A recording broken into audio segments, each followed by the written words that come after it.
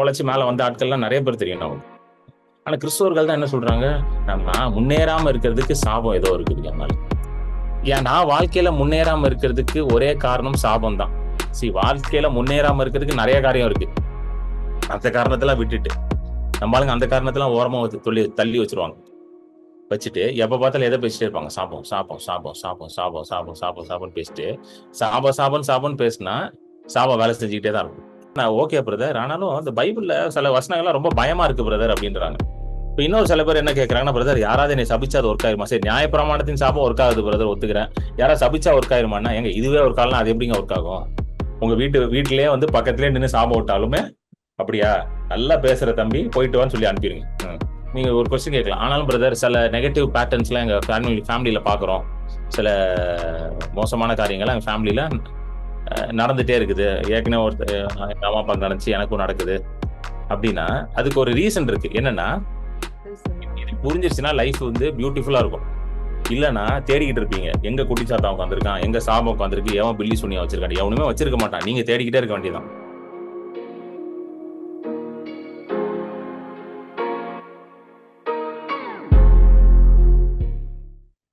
நம்ம தொடர்ந்து வந்து இந்த ரட்சிப்பின் ஊற்றுகள் இந்த காரியத்தை நம்ம பார்க்க போகிறோம்.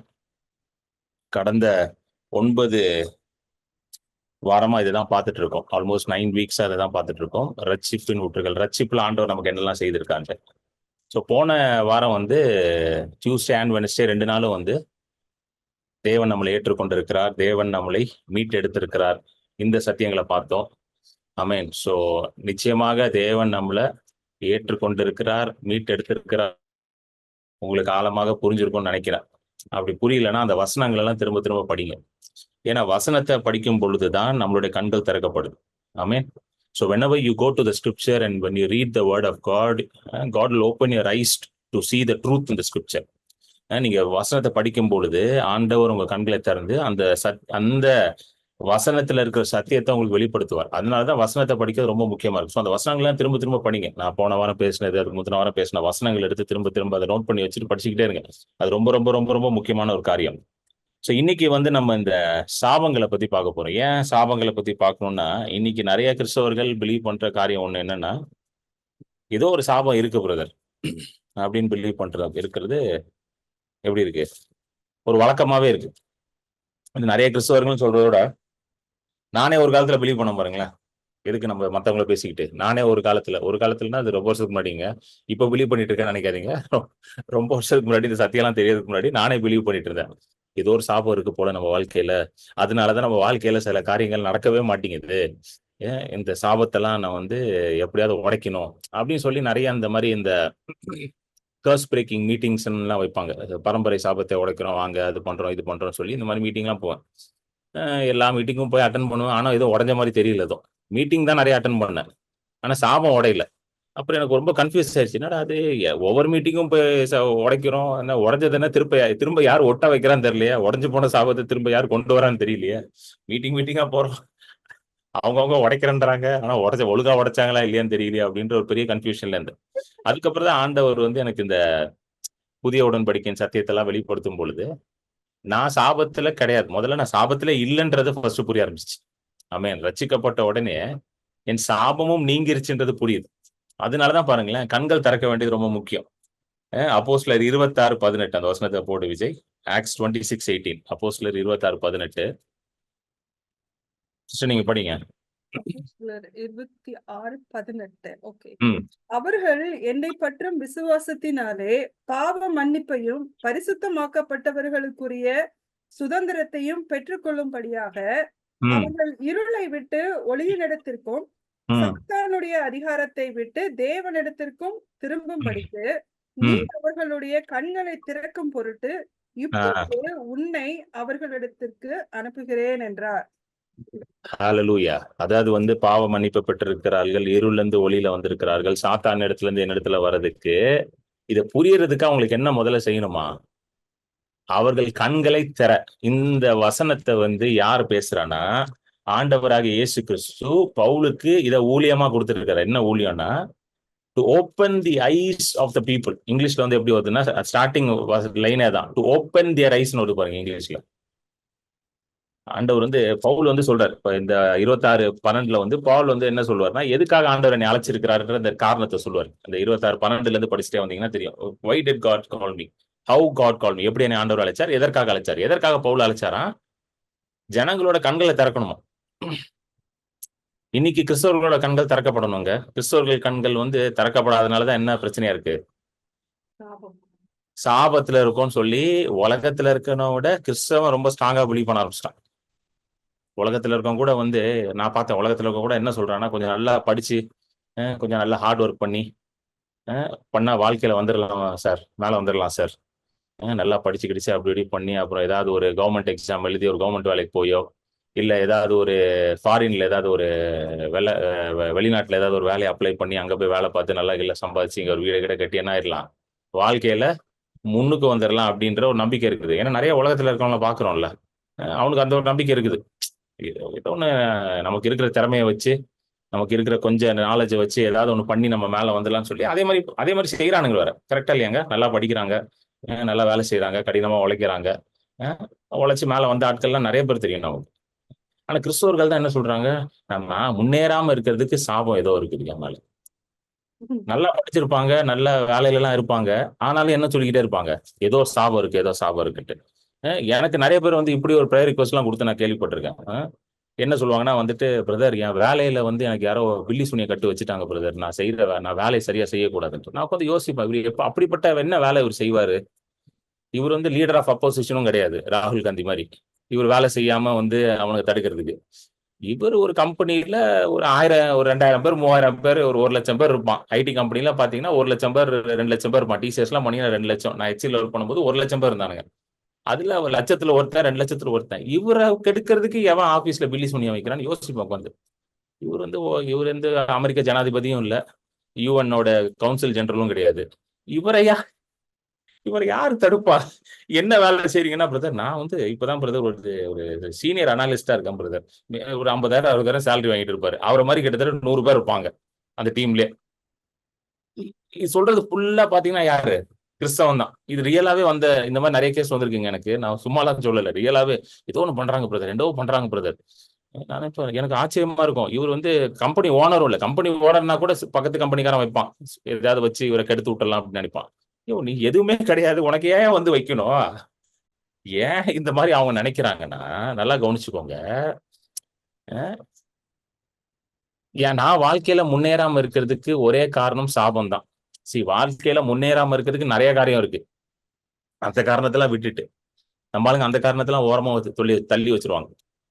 வச்சுட்டு எப்ப பார்த்தாலும் எதை பேசிட்டே இருப்பாங்க, சாபம் சாபம் சாபம் சாபம் சாபம் சாபம் சாபம் சாபம் பேசிட்டு சாபம் பேசினா சாபம் வேலை செஞ்சுக்கிட்டே தான் இருக்கும். புரியுதுங்களாங்க? சாபம் பேசினா என்ன வேலை செய்யும்? சாபம் வேலை செஞ்சுதான் இருக்கும். சோ இப்ப நம்ம வந்து நம்ம மனசு என்ன சொல்லுது, மத்தவங்க என்ன சொல்றாங்க அப்படின்றது முக்கியம் இல்லை. ஏன்னா இது வந்து என்ன பண்றாங்கன்னா பரவலாக நிறைய இடத்துல இதை போதிக்கவும் செய்யறாங்க. சாபம் இருக்குன்னு வேற போதிக்கிறாங்க நிறைய இடத்துல. அதனாலதான் நிறைய பேர் இதை நம்புறாங்க. ஆனா என்ன போதிக்கிறாங்கன்றது முக்கியம் இல்ல, வேதத்துல என்ன சொல்றாங்கன்னு தான் முக்கியம். இப்ப போதனையே வந்து வேதத்தின் அடிப்படையில் தான் இருக்கணும். இப்ப என் போதனையே நீங்க எதை வச்சு கம்பேர் பண்ணணும்? வேர்ட் ஆஃப் காட்ல இருக்கான்னு பார்க்கணும். இல்ல அவர் சொந்தமா ஏதாவது கதை கட்டிட்டு இருக்காரா கிரண் பால் அப்படின்றத நீங்க கவனிச்சு பார்க்கணும். சோ வேதத்துல என்ன போட்டிருக்கு சாபத்தை குறித்து? வாங்க கலாத்தியர் 3:13 படிங்க. கலேஷியன்ஸ் 3:13. மரத்திலே தூக்கப்பட்ட எவனும் சபிக்கப்பட்டவன் என்று எழுதியிருக்கிறபடி கிறிஸ்து நமக்காக சாபமாகி நியாயப்பிரமாணத்தின் சாபத்திற்கு நம்மை நீங்களாக்கி மீட்டுக் கொண்டார். போதும், ரொம்ப தெளிவா போட்டிருக்கு. கிறிஸ்து நமக்காக சாபமாகி நியாயப்பிரமாணத்தின் சாபத்திற்கு நம்மை நீங்களாக்கி மீட்டு கொண்டார். Having become a curse for us. யார் நமக்காக சாபமானார்? கிறிஸ்து நமக்காக சாபமாகி நியாயப்பிரமாணத்தின் சாபத்திலிருந்து நம்மை நீங்களாக்கி மீட்டு கொண்டார். Redeemed as. தெளிவா போட்டு ரிடீம்ட். அதான் போன வாரம் பேசணும் பாத்தீங்களா? மீட்டு கொள்ளப்பட்டவர்கள் நம்மலாம். we are all the redeemed. சாபத்திலிருந்து நம்மள என்ன பண்ணாராம்? மீட்டு கொண்டாராம். சோ உலகத்துல சாபத்தை ஆக்டிவேட் பண்ணது யாரு முதல்ல அப்படின்னு பாத்தீங்கன்னா ஆதாமும் ஏவாளை தான் சாபத்தை ஆக்டிவேட் பண்றாங்க. ஆதாமும் ஏவாளையும் ஆண்டவர் உண்டாக்கும் பொழுது அவர்களை சாபத்திற்குள் வைத்து உண்டாக்கவில்லை, அவர்களை ஆசீர்வதித்தார். ஆதியாகமம் 1:26, 27, 28 எல்லாம் படிச்சீங்கன்னா தெரியும். ஆண்டவர் அவர்களை வந்து தேவனுடைய சாயலையும் அவருடைய சாயலையும் ரூபத்திலையும் உண்டாக்கி அவர்களை ஆசீர்வதித்தார் அப்படின்னு தான் போட்டிருக்கு. கரெக்டா இல்லையாங்க? ஆண்டவர் வந்து உலகத்தை வந்து ஆசீர்வாதத்தினால உண்டாக்குறாரு. உண்டாக்கிட்டு ஆசீர்வாதத்துக்குள்ள ஆதாமையும் ஏவாளையும் வாழ வைக்கிறார். அவர்களை ஆசீர்வதித்தார்னு வருது. பின்பு தேவன் அவர்களை நோக்கி அப்படின்னு சொல்லிட்டு தேவன் அவர்களை ஆசீர்வதித்தார். and God blessed them. So சாபத்துக்குள்ள அவர்களை ஆண்டவர் வைக்கவில்லை, ஆசீர்வாதத்துக்குள்ள வைக்கிறார். அப்ப சாபத்தை யார் ஆக்டிவேட் பண்ணா? ஆதாமும் ஏவாளும் ஆக்டிவேட் பண்றாங்க. அதுதான் 3வது அதிகாரத்துல நீங்க பாப்பீங்க, ஆதியாகமம் 3ல பாப்பீங்க. அப்ப ஆண்டவர் வந்து சொல்றாரு, உன் நிமித்தம் பூமி சபிக்கப்பட்டிருக்கு. யார் நிமித்தம்? ஆதாமின் நிமித்தம் பூமி சபிக்கப்பட்டிருக்கு. ஆதாம் செய்த அந்த பாவத்தின் நிமித்தம் பூமியில சாபம் ஆக்டிவேட் ஆயிடுச்சுன்னு போட்டிருக்கு. நல்லா புரிஞ்சுக்கோங்க. இது ஃபர்ஸ்ட் புரிஞ்சுக்கணும். சாபம் எங்க இருந்து வருதுன்னு புரியணும். நிறைய பேர் சாபம் கர்த்தர்ட்ட இருந்து வருதுன்னு நினைச்சுக்கிட்டு இருக்காங்க. நிறைய கிறிஸ்தவர்களே நினைச்சுக்கிட்டு இருக்காங்க. இப்படி பண்ணனா கர்த்தர் உன்னை சபிச்சிருவாரு, அப்படி பண்ணா கர்த்தர் உன்னை சபிச்சிருவாரு. இது கிறிஸ்தவர்கள் வாயிலே நான் கேட்டிருக்கேன். நான் ஆண்டவர் அறியாதவங்க கூட அப்படி நான் பேசி கேட்டதே இல்லைங்க. சபிச்சிருவார், ஆண்டவர் சபிச்சிருவார். ஆண்டவரோட வாயில விழுந்துடாத. கேள்விப்பட்டிருக்கீங்களா இந்த வார்த்தை? ரொம்ப ஃபேமஸான வார்த்தை. ஆண்டவரோட வாயில விழுந்துடாது. அவர் ஏதாவது சொல்லிடுவாரு, அவர் சபிச்சிருவாரு, அவர் ஏதாவது பண்ணிடுவார், அதை பண்ணிடுவார், இதை பண்ணிடுவான்னு சொல்லி பயம் காட்டியே நிறைய இடத்துல இப்படியே போதிக்க ஆரம்பிச்சிட்டாங்க. பயம் ஃபுல்லா பயம் தான். இப்படி பண்ண ஆண்டவர் சபிச்சிருவாரு, அப்படி பண்ண ஆண்டவர் சபிச்சிருவாரு, அது பண்ணிடுவார், இது பண்ணிடுவார். இதுக்கு ஈக்குவலா நிறைய பேர் இன்னும் எப்படி கிளம்பிட்டாங்கன்னா, ஊழியக்காரனுக்கு ஏத்து பேசினா சாபம் வந்துடும். கேள்விப்பட்டிருக்கீங்களா? ஊழியக்காரனை ஏத்து பேசினா உனக்கு சாபம் வந்துடும், ஊழியக்காரனை இது பண்ணா உனக்கு சாபம் வந்துடும் அப்படின்னு சொல்லி பண்ணுவாங்க. நான் கொஞ்ச நாள் வந்து தேடினேன் இதெல்லாம் பைபிள். நான் ஊழியக்காரன் தாங்க, அதனால தான் நான் அதை பேசணும்னு நினைக்கிறேன். நான் கொஞ்சம் பைபிள்லாம் தேடி பார்த்தேன். சரி, ஊழியக்காரனை ஏத்து பேசினா சாபம் வரும், எங்கேயாவது பார்க்கலாமா? ஊழியக்காரனை வந்து கனம் பண்ணு, ஊழியக்காரனை கனம் பண்ணு சொல்லிட்டு இருப்பாங்க. சரி, நானும் தேடினேன், எங்கடா போட்டிருக்கு? பால் ஏதாவது என்ன கனம் பண்ணுன்னு சொன்னாரா, இல்ல தீமோத்திய கனம் பண்ணுன்னு சொன்னாரா, இல்ல பேதுரு என்ன கனம் பண்ணு சொன்னான்னு பார்த்தா பால் ரொம்ப அழகா எழுதியிருக்காரு. எல்லா மனிதர்களையும் கனம் பண்ணுன்னு எழுதியிருக்காரு. ஹலோ, என்ன அர்த்தமாங்க? எல்லா மனிதர்களையும் கனம் பண்ணா அப்படின்னா யாரெல்லாம் அதுல இன்க்ளூட் ஆயிருக்காங்க? ஸ்டேஜ்ல நிக்கிறவங்களும் இன்க்ளூடு, ஸ்டேஜ்ல கீழே உட்காந்து மெசேஜை கேட்கறவங்களும் இன்க்ளூடு. கரெக்டா இல்லையாங்க? சபைக்கு வெளியில இருக்கணும்னு இன்க்ளூடு, சபைக்கு உள்ள இருக்கணும்னு இன்க்ளூடு. தேவனை அறிந்தவனும் இன்க்ளூடு, தேவனை அறியாதவனும் இன்க்ளூட் ஆயிட்டான் உள்ள. இது கொஞ்சம் சிக்கலான விஷயம் இல்ல. ஹானர் ஆல் மென் அப்படின்ட்டார் பால். நானும் தேடி பார்த்தேன். ஏன்னா நிறைய இந்த மாதிரி மெசேஜ் எல்லாம் கேட்கும். ஊழியக்காரனை ஏத்து பேசாத, ஊழியக்காரனை கனம் பண்ணு, ஊழியக்காரனை ஏத்து பேச சாபம் வந்துடும். நானும் தேடினேன். சரி, நானும் ஊழியக்காரன் தானே, சரி கொஞ்சம் தேடிதான் பார்ப்போமே எங்கதான் எழுதியிருக்காரு, நம்மளும் ஏதாவது யூஸ் பண்ணலாம். எவனா திட்டினா திட்டி விட்டுற, டே என்னை பார்த்து பேசுனியா இரு அப்படின்ட்டு. அப்பெல்லாம் திட்ட மாட்டாங்க, நமக்கு திட்டவே வரமாட்டேங்குது. நானும் தேடி பார்த்தேன், எங்கேயுமே இல்லை. எங்கடா அது பால் இவ்வளவு பெரிய ஊழியக்காரர் அவரே எழுதலையே, என்னைய கனம் பண்ணுங்கன்னு எழுதவே இல்லையா அப்படின்னு பார்த்தா அவர் என்ன எழுதியிருக்காரு? பால் வந்து எல்லா மனிதனும் கனம் பண்ணுன்னு எழுதிட்டாரு. ஏன் எல்லா மனிதனும் கனம் பண்ணு? ஏன்னா யாக்கோபே சொல்றாருல்ல, தேவனுடைய சாயல்ல உண்டாக்க மனுஷனை நீ சபிப்பியா அப்படின்னு யாக்கோபு எழுதுறாரு. ஜேம்ஸ்ல அழகா வருது. தேவனுடைய சாயல்லையும் ரூபத்திலையும் உண்டாக்கப்பட்ட மனுஷனை நீ எப்படி சபிக்க முடியும்? How can you curse one who's made in the similitude of God? அப்ப எல்லாரும் தேவனுடைய சாயல்ல தான் இருக்கிறாங்க. கரெக்டா? சோ எல்லாரையும் கனம் பண்ணணும். அவர் பெரிய ஊழியக்காரன், அவரை கனம் பண்ணணும். இவங்க சின்ன ஊழியக்காரங்க, அது கிடையாது. இவங்க ஊழியக்காரங்களே இல்லை, உங்களுக்கு கனமே கிடையாது, அப்படியே கிடையாது. எல்லாரையும் கனம் பண்ணு தான் போட்டு. சரி, இது வந்து இன்னைக்கு இன்னைக்கு டாபிக்கே கிடையாது, வந்துடும். சோ கலாத்தியர் 3:13 என்ன போட்டிருக்குன்னா, கிறிஸ்து நம்மை சாபத்திலிருந்து நீக்கலாக்கினார். ஆமென், நீங்களாக்கிட்டான்னு போட்டிருக்கு. சோ சாபம் வந்து ஆக்டிவேட் ஆனது யாரால? ஆதாம் ஏவாள் தான் ஆக்டிவேட் பண்ணி விட்டாங்க. ஆக்டிவேட் பண்ணி விட்டோன்னே என்ன ஒரு பிரமாணம், அவங்க ஒரு சாபத்தை ஆக்டிவேட் பண்ண ஒரு பிரமாணம் வந்து செயல்பட ஆரம்பிச்சு. நல்லா கவனிங்க, பூமியில நிறைய பிரமாணங்கள் இருக்கு. ஒரு பிரமாணத்துக்கு அடியில தான் பூமியே செயல்பட்டு கொண்டிருக்கு. Even the earth is operating under certain laws. எப்படி பிசிக்கல் லாஸ் இருக்கோ அதே மாதிரி ஸ்பிரிச்சுவல் லாஸும் இருக்குது. இது புரியலன்னா ரொம்ப கஷ்டம் நமக்கு. விசுவாசம் வந்து ஒரு ஸ்பிரிச்சுவல் லா, புரியுதுங்களா? ஃபெய்த் வந்து ஒரு ஸ்பிரிச்சுவல் லா. ஒருத்தங்க கேள்வி போட்டிருக்காங்க, ஐ திங்க் கலைமதி ஆண்டி வந்து, ஹவு கேன் இட்ஸ் பாசிபிள்? என்ன ஆண்டி பாசிபிள்? நீங்க டைப் பண்ணுங்க ஆண்டி கொஸ்டினை ஃபுல்லா. நான் உங்களுக்கு எண்ட் ஆஃப் த மீட்டிங் நான் உங்களுக்கு அட்ரஸ் பண்றேன். How can it's possible? So நல்லா கவனிங்க, ஆவிக்குரிய பிரமாணம். சோ ஆதாம் ஏவாள் பாவம் பண்ணோன்னா ஒரு பிளெஸிங் லால இருக்கிறாங்க, ஒரு ஆசீர்வதிக்கப்பட்ட ஒரு ஒரு லால இருக்கிறாங்க, ஒரு நியமத்துல இருக்கிறாங்க. அதுல இருந்து அப்படியே மாறி எந்த இதுக்குள்ள வந்துட்டாங்கன்னா, ரோமர் 8:2 போடுங்க. என்ன ஆக்டிவேட் ஆயிடுச்சு பாருங்க, ரோமர் 8:2. ரோமன்ஸ் 8:2.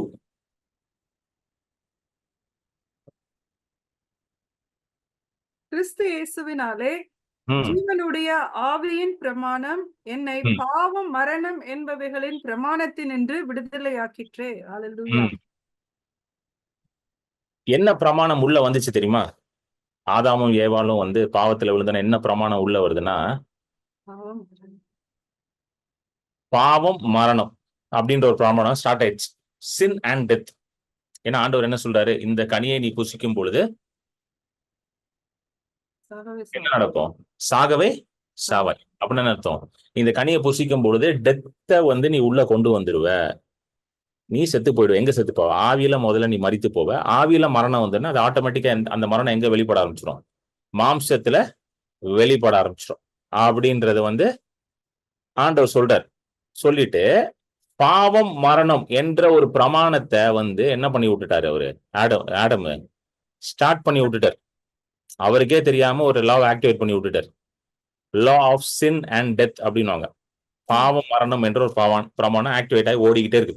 அதனாலதான் ரோமர் 5 எல்லாம் பவுல் எழுதுவார் பாத்தீங்களா, ஒரு மனுஷன் பாவம் செய்தனால எல்லாம் பாவியானார்கள். புரியுதுங்களா? இப்போ எப்படி ஒரு மனுஷன் பாவம் செஞ்சனால எல்லாம் பாவியானான்ட்டு? பிறந்த குழந்தை வந்து பாவமே செய்யல. ஆனா இந்த பிரமாணத்துக்குள்ள பிறக்கிறதுனால அந்த புள்ள ஆட்டோமேட்டிக்கா என்ன ஆயிடுச்சு? பாவியா மாறிடுச்சு. இப்ப புரிஞ்சிருச்சுங்களா உங்களுக்கு எப்படி ஒர்க் ஆகுதுன்ட்டு? ஆட்டோமேட்டிக்கா அதுக்குள்ள வந்துருது. அதனாலதான் வந்து நமக்கு என்ன சொல்லி கொடுத்தாங்க? எல்லாரும் பாவத்துல பிறந்தாங்க அப்படின்னாங்க. இது வந்து நமக்கு பொருந்தாது. ரட்சிக்கப்பட்ட நமக்கு பொருந்தாது. ஏன்னா நம்ம வந்து அந்த பிரமாணத்துக்குள்ள இல்ல. ஏன் அந்த பிரமாணம் அதே அதே வசனம் 8:2 போட்டிருக்குல்ல, அந்த எந்த பிரமாணத்துல நம்ம விடுதலை ஆக்கப்பட்டோம்? 8:2 போடு. கிறிஸ்து இயேசுவினால ஜீவனுடைய ஆவியின் பிரமாணம் என்னை பாவம் மரணம் என்பவைகளின் பிரமாணத்தில் இன்று விடுதலையாக்கிற்று. கிறிஸ்து இயேசுவினால ஜீவனுடைய ஆவியின் பிரமாணம். நல்லா கேளுங்க. இன்னைக்கு இன்னொரு பிரமாணம் வேலை செய்யுது. கிறிஸ்து இயேசு மூலமாக இயேசு கிறிஸ்துக்குள்ள இருக்கிற நமக்கு இன்னொரு ஒரு பிரமாணம் வேலை செஞ்சுட்டு இருக்கு. அது என்ன பிரமாணம் தெரியுமா? ஜீவனின் ஆவியின் பிரமாணம். Law of spirit of life in Christ Jesus. நல்லா புரிஞ்சுக்கணும். Law of spirit of life in Christ Jesus. இந்த லாக்குள்ளதான் நீங்க வந்துட்டீங்க. See, it is very important to know under which law you are living in. நீங்க எந்த பிரமாணத்துக்குள்ள வாழ்றீங்கன்றது உங்களுக்கு தெரியறது ரொம்ப ரொம்ப அவசியமா இருக்குதுங்க. இந்த லான்ற வார்த்தை வந்து பாத்தீங்கன்னா நான் எக்ஸ்பிளைன் பண்றேன். எல்லா கண்ட்ரிலயும் வந்து சர்டன் லாஸ் இருக்கு. கரெக்டா? ஒவ்வொரு நாட்டிலையும் சில சர்டன் லாஸ் இருக்குது. அந்தந்த சிட்டிசனுக்கு வந்து அந்தந்த லா வந்து அப்ளை ஆகும். புரியுதுங்களா இல்லையா? அந்தந்த சிட்டிசனுக்கு அந்தந்த லா வந்து அப்ளை ஆகும். இப்போ நம்ம கண்ட்ரில வந்து கான்ஸ்டிடியூஷன்ல வந்து equality, liberty, fraternity it applies to everybody. நம்மளுடைய இதுல என்ன போட்டிருக்கு? கான்ஸ்டிடியூஷன்ல ஈக்குவாலிட்டி எல்லாரும் சமம், லிபர்ட்டி எல்லாருக்கும் சுதந்திரம் உண்டு, ஃபெட்டர்னிட்டி தமிழ் என்ன தெரியல, ஃபெட்டர்னிட்டி எல்லாருக்கும் வந்து இது உண்டு. ஸோ இந்த 3 விஷயத்தையும் வந்து வயலேட் ஆகுதுன்னா நீங்க என்ன பண்ணலாம்? இதை எதிர்த்து நீங்க வந்து பேசலாம். இப்போ என்னையும் இன்னொருத்தரையும் ஒரே மாதிரி ட்ரீட் பண்ணலன்னு வச்சுக்கோங்களேன். நான் ஒரு இடத்துக்கு போறேன், நான் இருக்கிறேன், இன்னொருத்தர் வராரு, அவரை கொஞ்சம் சுப்பீரியரா ட்ரீட் பண்ணிட்டாங்க, என்ன கொஞ்சம் இன்ஃபீரியரா ட்ரீட் பண்ணிட்டா, I have every right to object that. அது தெரியுமா உங்களுக்கு? நான் சொல்லலாம் போய், என்னையும் நீ அவனோட ஈக்குவலா தான் ட்ரீட் பண்ணணும். அவர் கவர்மெண்ட் ஆஃபீஸ் போறேன், அவனுக்கு மட்டும் ப்ரெஃபரன்ஸ் கொடுக்குறேன், எனக்கு கொடுக்கலன்னா நான் என்ன பண்ணலாம்? அதை அப்ஜெக்ட் பண்ணி அதுக்கு ஃபைட் பண்ணி நான் நீதியை பெற்றுக்கொள்ளலாம். ஏன்னா under the constitution, under the law, I am equal. I have equality, I have liberty, I have fraternity. நான் எல்லாமே இதுதான் இந்தியன் கான்ஸ்டிடியூஷன், இந்தியன் லா சொல்லுது. சோ இப்ப எந்த லாக்குள்ள நான் இருக்கிறேன்? இந்த லாக்குள்ள இருக்கிறேன். இதே 1947க்கு முன்னாடி நல்லா கவனிங்க. 1947க்கு முன்னாடி இந்த லா கிடையாது. கரெக்டா இல்லையா? எத்தனை பேருக்கு புரியுது? When the Britishers were ruling, there was no equality, there was no liberty, there was no fraternity. அப்போ போயிட்டு வெள்ளக்காரன்ட்ட போயிட்டு என்னையும் ஒன்னு ஈக்குவலா பாருன்னா வெள்ளக்காரன் என்ன சொல்லுவான்? டே, I am your master, you are your slave அப்படின்வான். ஆமென். ஃபெட்டர்னிட்டினா சகோதரத்துவம். ஆமென். Thank you sister. நான் வந்து உன்னுடைய எஜமான், நீ என்னுடைய அடிமைன்னு தான் சொல்லுவான். நீனும் நானும் ஈக்குவல் கிடையாது அப்படின்னு தான் சொல்லுவான். ஆனா ஆஃப்டர் த இண்டிபெண்டன்ஸ் நமக்கு இந்த லா வந்தனால இப்ப நம்ம எல்லாரும் ஈக்குவலா இருக்கும். அதே போல இயேசு கிறிஸ்துவின் மூலமாக எந்த லா வந்துச்சு? Law of spirit of life, ஜீவனின் ஆவியின் பிரமாணம். இது வந்ததுனால இப்ப எந்த லா உங்க மேல கிடையாதுங்க? பாவம் மரணம். எக்ஸாக்ட்லி. நல்லா புரிஞ்சுக்கணும். பாவம் மரணம் என்ற பிரமாணம் உங்க மேல கிடையாது. இது புரிஞ்சிருச்சுன்னா எல்லாமே புரிஞ்சிடும் உங்களுக்கு. எத்தனை பேருக்கு புரிஞ்சிருச்சு இது? இப்படி ஒரு வசனம் இருக்கிறது இப்பதான் தெரியும் பிரதர்ன்றீங்களா? இதெல்லாம் யாரும் சொல்லவே மாட்டேங்கிறாங்களே பிரதர் அப்படின்றீங்களா? பாவம் மரணம் என்ற பிரமாணம் யார் மேல கிடையாது? ஆமாம். உங்க மேல கிடையாது. இது எவ்வளவு பெரிய குட் நியூஸ் தெரியுமா? Law of spirit of life in Christ Jesus. கிறிஸ்து இயேசுவினாலே ஜீவனுடைய ஆவியின் பிரமாணம் தான் உங்களுக்குள்ள வேலை செஞ்சுக்கிட்டு இருக்கான். இந்த பிரமாணம் உங்களுக்குள்ள என்ன பண்ணிட்டு இருக்கு? இப்போ வேலை செய்து கொண்டிருக்கிறது. ஹalleluya. இந்த லா உங்களுக்குள்ள வேலை செய்யறதுனால சாபம் உங்களுக்குள்ள வேலை செய்ய முடியாது. ஆமென். ஏன்னா இயேசு கிறிஸ்துவின் பிரமாணம் வேலை செய்யுதுன்னா, நல்லா கவனிங்க, இயேசு கிறிஸ்துவோட பிரமாணம் வேலை செய்யுதுன்னா, இயேசு கிறிஸ்து எந்த பிரமாணத்திற்குள்ள இருக்கிறாரோ அதே பிரமாணம் தான் உங்களுக்குள்ள வேலை செய்யுதுன்னு அர்த்தம். எத்தனை பேருக்கு இது புரிஞ்சிருச்சு இந்த statement? It means Jesus is also operating under the same law தான். நீங்க கேட்கலாம், இயேசுக்குலாம் லாவா பிரதர்? ஆண்டவரே வந்து லா வச்சுதான் அந்த உலகத்தை நடத்திட்டு இருக்காரு. தெரியுமா உங்களுக்கு? சில நியாயப்பிரமாணம் கிடையாது. லானா சில சட்டத்தின் திட்டங்கள், பிரின்சிபல்ஸ், சில பிசிக்கல் லாஸ், ஸ்பிரிச்சுவல் லாஸ் வச்சுதான் உலகமே ஓடுது. ஆண்டவர் அதை மீறதே இல்லை. கரெக்டா இல்லையாங்க? என்னைக்காவது காலையில நீங்க எந்திரிக்கும் போது விடியாம இருந்திருக்கா? என்னைக்காவது ஒரு நாள் நீங்க காலையில எந்திரிக்கும் போது விடியாம இருந்திருக்கா? கிடையாது. டெய்லி விடியுது, டெய்லி ராத்திரி வருது, டெய்லி தூக்கம் வருது. என்னைக்கா தூக்கம் வராம இருந்திருக்காங்க? என்னைக்கு அது யாரா சொல்லுங்க. எனக்கு லாஸ்ட் ஒரு வாரமா தூக்கமே இல்லை. அப்பனா உங்களுக்கு ஏதோ பிசிக்கல் ப்ராப்ளமும் உங்களுக்கு ஹீலிங் வேணும்னு அர்த்தம். பட் நேச்சுரலா எல்லாருக்கும் என்ன வேணும்? டெய்லி தூக்கம் வருது. ஏன்னா அந்த லா இஸ் இன் ஆபரேஷன். ஸோ ஆண்டவர் சொன்னது இன்னும் ஓடிக்கொண்டுதான் இருக்குது. அந்த லாஸ் எல்லாம் இன்னும் செயல்பட்டு கொண்டுதான் இருக்குது. ஸோ கல்வாரி சிலுவையில ஆண்டவர் எந்த லாவை கேன்சல் பண்ணாரு? சின் அண்ட் டெத் என்ற லாவை கேன்சல் பண்ணிட்டு எந்த லாவை வந்து ஸ்டார்ட் பண்ணி விட்டாரு? ஜீவனுடைய ஆவியின் பிரமாணம். எக்ஸாக்ட்லி.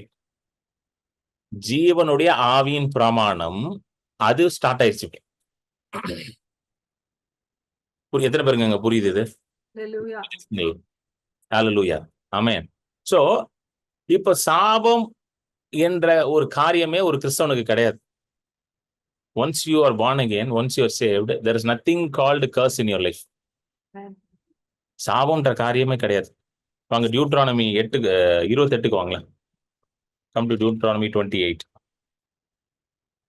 டியூட்ரானமி 28ல பாத்தீங்கன்னா முதல் 14 வசனங்கள் வந்து ஆசீர்வாதத்தை குறித்து போட்டிருக்கு. சரிங்களா? இது என்ன ஆசீர்வாதம் அப்படின்னு பாத்தீங்கன்னா, இந்த கலாத்தியர் 3:13 படிச்சோம்ல, நியாய பிரமாணத்தின் சாபத்திலிருந்து நம்மை நீங்களாக்கினார். சோ நியாய பிரமாணத்தை கை கொள்றவனுக்கு உண்டாகுகிற ஆசீர்வாதங்கள் தான் 28:1-14. நியாய பிரமாணத்தை மீறுகிறவனுக்கு உண்டாகிற சாபம் வந்து எதுல இருந்து வருது? 15-68 வரைக்கும் வருது. புரியுதுங்களா? First 14 verses talks about the blessing that comes into operation when you obey the law. Next almost 15-68 வரைக்கும் இருக்கிற verses வந்து எதை குறிக்குதுன்னா, when you don't obey the law, what are the curses that comes upon yourself. So இதை படிச்சுட்டு நிறைய பேர் என்ன சொல்ல ஆரம்பிச்சாங்க, பிரதர் அதான் போட்டிருக்குல்ல பிரதர். அந்த எதை படிச்சுட்டு இந்த 15 படிச்சுட்டு 14 விட்டுருவானுங்க. 15 படிச்சுட்டு பிரதர் அதான் போட்டிருக்குல்ல, if you do not obey the voice of the Lord your God, all these curses shall come upon you and overtake you. இந்த 15வது வசனம் அதான் போட்டிருக்குல்ல பிரதர். அப்ப போட்டிருக்கும்போது ஒவ்வொன்றே உட்காந்து படிச்சுக்கிட்டே இருப்பாங்க. கேர்ஃபுல்லா டெலிஜென்ட்டா எதை படிக்க சொன்னா எதை படிச்சுட்டு இருப்பாங்க பாருங்க. இதை உட்காந்து கேர்ஃபுல்லா டெலிஜென்ட்டா படிச்சாலும் தெரியும் எனக்கு. அதான் போட்டிருக்குல்ல, இதான் போட்டிருக்கல, இது போட்டிருக்கு பாரு, இந்த சாபம் வரும் பாருங்க, அந்த சாபம் வரும் பாரு, கொள்ளை நோய் வரும், அது வரும், இது வரும் அப்படின்னு சொல்லி ஒவ்வொன்றையா காட்டிக்கிட்டே இருப்பாங்க. நல்லா கேட்டுக்கோங்க. இதை புரியணும்னா ஃபர்ஸ்ட் வந்து சில காரியங்களை புரிஞ்சாதான் இந்த காரியம் உங்களுக்கு புரியும். அதுக்கு முதல்ல கலாத்தியர் 3:13 புரியணும். என்ன போட்டிருக்கு? நியாய பிரமாணத்தின் சாபத்திலிருந்து உங்களை நீங்களாக்கி மீட்டு கொண்டார். First thing that you should understand is, இந்த சாபத்திலிருந்து இயேசு கிறிஸ்து உங்களை மீட்டு எடுத்துட்டார். ஹல்லேலூயா. ஆமென். இந்த சாபங்கள் is no longer applicable to you. ஏன்னா தெளிவா எழுதியிருக்கு கலாத்தியர் 3:13 நியாய பிரமாணத்தின் சாபத்திலிருந்து தான். வசனம் தெரியுது பாருங்க ஸ்கிரீன்ல, நல்லா படிங்க. redeemed us from the curse of the law. எந்த கர்ஸ்? நீங்க பழைய ஏற்பாட்டு டோரா, எஸ்பெஷலி மோசேயின் புஸ்தகம்லாம் எடுத்து படிச்சீங்கன்னா, எங்கெல்லாம் வந்து நியாய பிரமாணத்தை கடைபிடிக்காமல் உங்களுக்கு சாபம் வரும் அப்படின்னு போட்டிருக்கோ, அந்த சாபத்திலிருந்து நம்மளை நீங்களாக்கி மீட்டு கொண்டது யாரு? இயேசு கிறிஸ்து. அப்பனா அந்த சாபத்தை எல்லாத்தையும் யார் எடுத்துக்கிட்டார் தன் மேல? இயேசு கிறிஸ்து எடுத்து விட்டார். பழைய ஏற்பாடுல எங்கெல்லாம் சாபம் வருதோ அந்த சாபம் எதுவுமே உங்களுக்கு அப்ளிகபிள் கிடையாது. இன்க்ளூடிங் ஆதியாகமம் 3ல வர சாபமும் சேர்த்து சொல்றேன். ஆதியாகமம் 3ல சாபம் வருது இல்ல, உன் நிமித்தம் பூமி சபிக்கப்பட்டிருக்கு, அந்த சாபமும் உங்க மேல அப்ளிகபிள் கிடையாது. அது நியாயப்பிரமாண காலத்துக்கு முன்பதாக வந்துச்சு. ஆனா அது ஏன் அப்ளிகபிள் இல்லை? அதுதான் சொன்ன பாருங்களேன். ஆவியின் ஜீவனின் பிரமாணம் வந்ததுனால பாவ மரணம் என்ற பிரமாணம் கேன்சல் ஆயிடுச்சு. Hallelujah. எத்தனை பேருக்கு புரியுது உங்களுக்கு இது? Amen. Amen. Praise the Lord. இது புரிஞ்சிருச்சுன்னா லைஃப் வந்து பியூட்டிஃபுல்லா இருக்கும். இல்லைன்னா தேடிக்கிட்டு இருப்பீங்க, எங்க குட்டிச்சாத்தான் உட்காந்துருக்கான், எங்க சாபம் உட்காந்துருக்கு, எவன் பில்லி சுனியா வச்சிருக்கான், எவனுமே வச்சிருக்க மாட்டான். நீங்க தேடிக்கிட்டே இருக்க வேண்டியதான். நல்லா கேட்டுக்கோங்க. முதலே சொன்னோம் பாத்தீங்களா, நீங்க அமெரிக்க ஜனாதிபதியும் கிடையாது, யூஎன் கவுன்சில் ஜெனரலும் கிடையாது, லீடர் ஆஃப் அப்போசிஷனும் கிடையாது. உங்க மேல வந்து பில்லி சுனியா வைக்கிறது. அந்த மாதிரி பெரிய போஸ்ட்ல இருக்காங்கன்னா ஏதாவது வைப்பாங்க உங்க மேல. சரி, நீங்க ஏதாவது வந்து பார்லிமெண்ட்ல நல்லா பேசுவீங்க, மோடி எதிர்த்து ஏதாவது பேசுவீங்கன்னு சொல்லிட்டு அதை வைப்பாங்க. அந்த மாதிரி எதுவுமே நீங்க பேசுறது கிடையாது. நம்ம போடுற வாட்ஸ்அப் ஸ்டேட்டஸே எவனும் பார்க்க மாட்டேங்கிறான். நாங்க உங்க மேல எவன் வந்து சாபத்தை வைக்க போறான்? இது யாரு சொல்லி கொடுக்குறான்னு தெரியல. இதெல்லாம் பையன் படிக்கலன்னா சாபம் வச்சுட்டாங்க, ஏதோ சாபம் வச்சுட்டாங்க. பையன் படிக்கலன்னா தலையில தட்டி படிக்க வைங்க.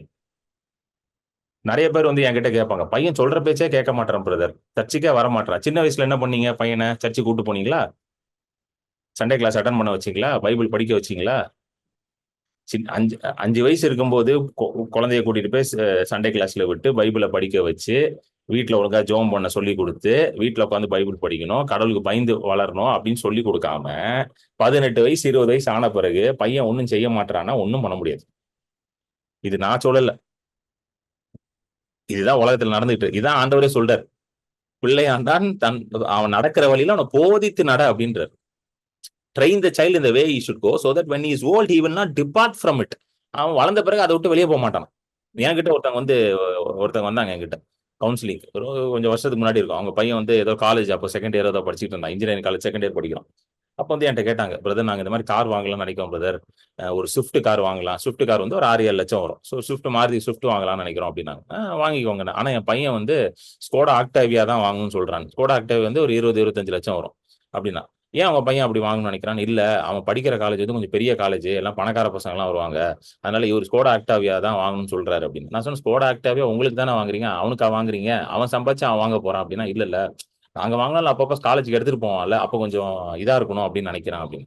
அப்ப நான் உங்ககிட்ட கேட்டேன், இதுக்கு முன்னாடி உங்க பையனுக்கு என்னெல்லாம் வாங்கி கொடுத்தீங்கன்னு கேட்டேன். ஏன்னா தெரிஞ்சிருச்சு இந்த பையன் ஏன் ஸ்கோடா ஆக்டிவா கேட்கறான்ட்டு. 10வது படிக்கும் போது அவனுக்கு டியூக் பைக் வாங்கி கொடுத்தோம்னாங்க. 10வது படிக்கும் போது 2 லட்சம் ரூபாய்க்கு பைக் வாங்கி கொடுத்தா, காலேஜ் படிக்கும் போது 20 லட்சம் கார் தான் கேட்பான்.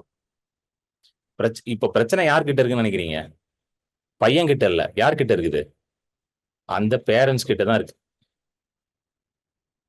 ஒன்னு you should be a millionaire. நல்லா கவனிச்சுக்கோங்க. ஒண்ணு நீங்க பெரிய கோடீஸ்வரனா இருக்கணும், 20 லட்சம் கார் வாங்கி கொடுக்கறதுக்கு. பரவாயில்லப்பா, 20 லட்சம் காரை வச்சுக்கோ, எனக்கு ஒரு பிரச்சனை இல்லை, என்கிட்ட கோடியா என்ன இருக்குது, சொத்து வச்சிருக்க, நீ வச்சுக்கோ. காரை கொண்டு போய் எங்க இடிச்சாலும் பிரச்சனை இல்லை, நீ இடிச்சாலும் நான் போலீஸ்காரனுக்கு போய் காசை கொடுத்து உன்னை என்ன கொண்டு வந்துடுறேன், வெளியே கொண்டு வரேன்னு சொல்லி ஒரு அன்ஸ்க்ரூப்லஸ் அன்எத்திக்கல் லைஃப் ஸ்டைல்ல நீங்க வாழ்ந்துகிட்டு இருக்கணும். என்னங்க சவுண்டா பேசுறேன்னு நினைக்கிறீங்களா? ஹார்டா? இதான் உண்மைங்க. இந்த பேசிதான் ஆகணும். இந்த உண்மையை பேசலன்னா அப்புறம் நான் எப்படி? இல்லைன்னா என்ன பண்ணோம்? பிள்ளைய வந்து ஒழுங்கா சொல்லி வளர்க்கணும். பாருமா, this is what I can afford for you அப்படின்னு சொல்லணும். இன்னொன்னு என்ன சொல்லணும், காசு இருக்கிறதுக்காக எல்லாத்தையும் வாங்கி தரணும்னு அவசியம் கிடையாது. இன்னொன்னு என்ன சொல்லணும், இந்த வயசுக்கு உனக்கு இதுதான் அப்படின்னு சொல்லி தரணும். முதல்ல for this age this is what is needed for you. என்னங்க கரெக்டா இல்லையாங்க? இப்போ வெரி சிம்பிள், ஒன்றும் பெருசாலாம் யோசிக்க வேண்டாம். உங்ககிட்ட காசு இருக்கு, நிறைய காசு இருக்குன்னு சொல்லிட்டு 5 வயசு பிள்ளைக்கு மொபைல் போன் வாங்கி கொடுப்பீங்களா? ஒரு மொபைல் போன் வாங்குறதுக்கு நிறைய காசுலாம் கூட தேவையில்லை. 5000 ரூபாய் 10,000 ரூபாய் இருந்தாலே போதும். என்ன வாங்கலாம்? ஒரு மொபைல் போன் நீங்க வாங்கி கொடுக்கலாம். என்னங்க கரெக்டா இல்லையா? வாங்கி கொடுத்துடலாம். வாங்கி கொடுத்துட்டு காசு இருக்குன்னு சொல்லி வாங்கி கொடுத்துட்டு அதுக்கப்புறம் பாஸ்டர்ட்ட ஓடி வருது, பாஸ்டர் ப்ளீஸ் ஜோம் பண்ணுங்க பாஸ்டர், என் புள்ள மொபைல் போனே பார்த்துட்டு இருக்கு பாஸ்டர். என்கிட்ட எப்பவுமே யாராவது பிள்ளைக்கு ஜோம் பண்ண வந்தானா, பிள்ளைக்கெல்லாம் நான் ஜோம் பண்ண மாட்டேன். ஏன்னா பிள்ளை பாவம், அது என்ன பண்ணுச்சு? இயேசுவே சொல்லிட்டாரு, பிள்ளைகள் என்னிடத்துல வருவதை தடுக்காதீங்கன்ட்டாங்க. இன்னைக்கு பிள்ளைகள் கத்திரிடத்துல போறதை தடுக்கிறது யாரு? பெற்றோர்கள் தான் தடுத்துக்கிட்டு இருக்காங்க. பிள்ளைக்கு மொபைல் போனும் தெரியாது, பிள்ளைக்கு ஐபேடும் தெரியாது, பிள்ளைக்கு எதுவுமே தெரியாது. இதெல்லாம் இன்ட்ரோடியூஸ் பண்ணி விட்டது யாரு?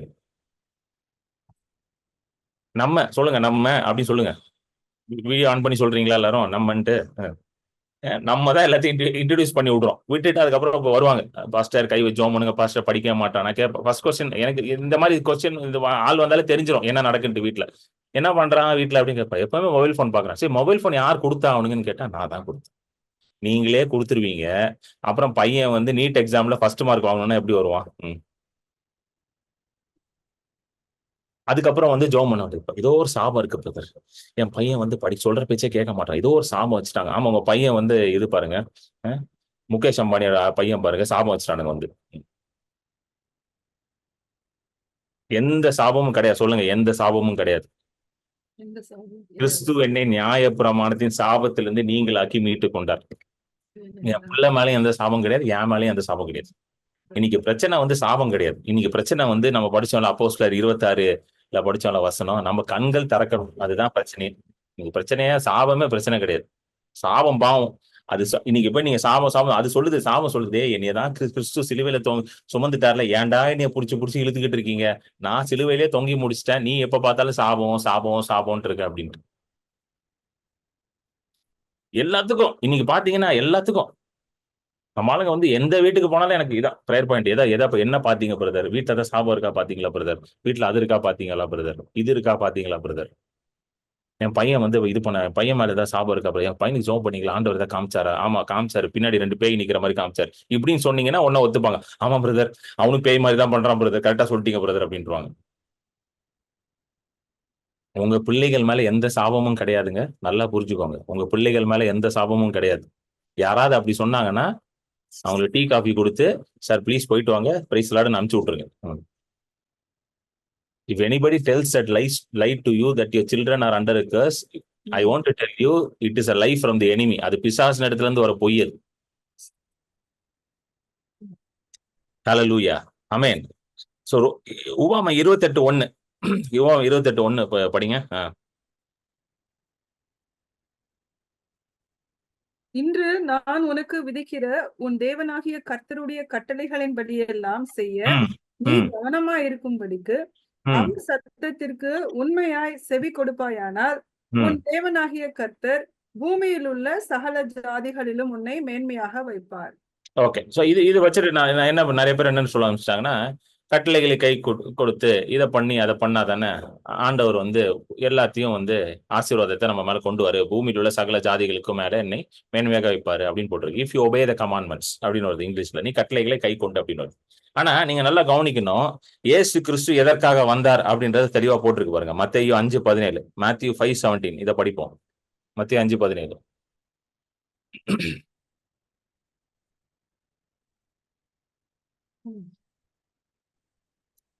Okay. 5:17. பிரமாணத்தை ஆனாலும் தீர்க்க தரிசனங்களை ஆனாலும் அழிக்கிறதற்கு வந்தேன் என்று எண்ணிக்கொள்ளாதேயுங்கள், அழிக்கிறதற்கு அல்ல நிறைவேற்றுகிறதற்கே வந்தேன். எதை நிறைவேற்ற வந்தாரா? இயேசு கிறிஸ்து நியாயப்பிரமாணத்தையும் தீர்க்கதரிசிகள். அப்பனா he came to fulfill the law and the prophets. So நியாயப்பிரமாண தீர்க்கதரிசி தரிசனம், அதாவது வந்து பழைய ஏற்பாட்டின் நியமங்கள் எல்லாத்தையும் யாரு நிறைவேற்றினாரா? இயேசு கிறிஸ்து நிறைவேற்றிட்டார். Hallelujah. Every law is already fulfilled by Christ Jesus. நல்லா புரிஞ்சுக்கணும். இது இந்த உபாமம் 28:1 வருது பாத்தீங்களா, இந்த கட்டளைகள் எல்லாம் கை கொண்டால் உனக்கு இந்த ஆசீர்வாதங்கள் எல்லாம் வரும், நீ உலகத்துல இருக்க சகல ஜனங்களோட மேன்மையா இருப்பன்னு வரல. இந்த எல்லா கட்டளைகளையும் கமாண்ட்மெண்ட்ஸையும் யார் ஃபுல்ஃபில் பண்ணிட்டா? ஜீசஸ் ஆல்ரெடி ஃபுல்ஃபில் பண்ணிட்டார்.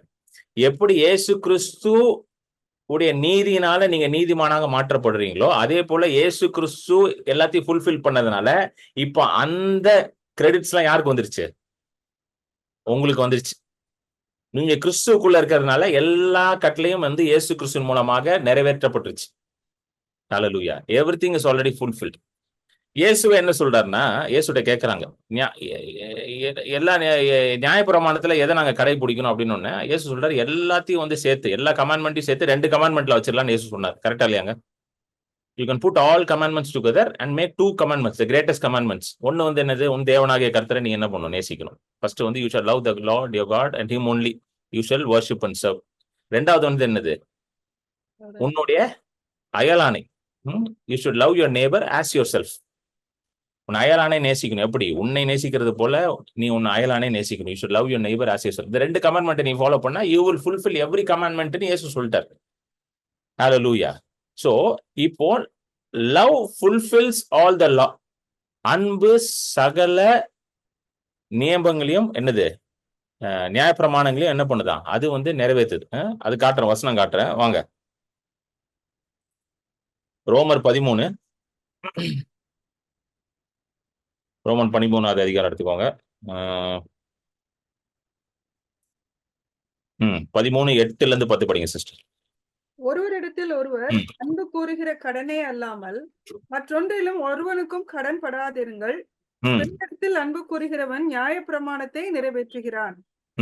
எப்படி என்றால், விபசாரம் செய்யாதிருப்பாயாக, கொலை செய்யாதிருப்பாயாக, களவு செய்யாதிருப்பாயாக, பொய் சாட்சி சொல்லாதிருப்பாயாக, இச்சையாதிருப்பாயாக என்கிற இந்த கற்பனைகளும் வேற எந்த கற்பனையும் உன்னிடத்தில் நீ அன்பு கூறுகிறது போல பிறனிடத்திலும் அன்பு கூறுவாயாக என்கிற ஒரே வார்த்தையிலே தொகையாய் அடங்கி இருக்கிறது.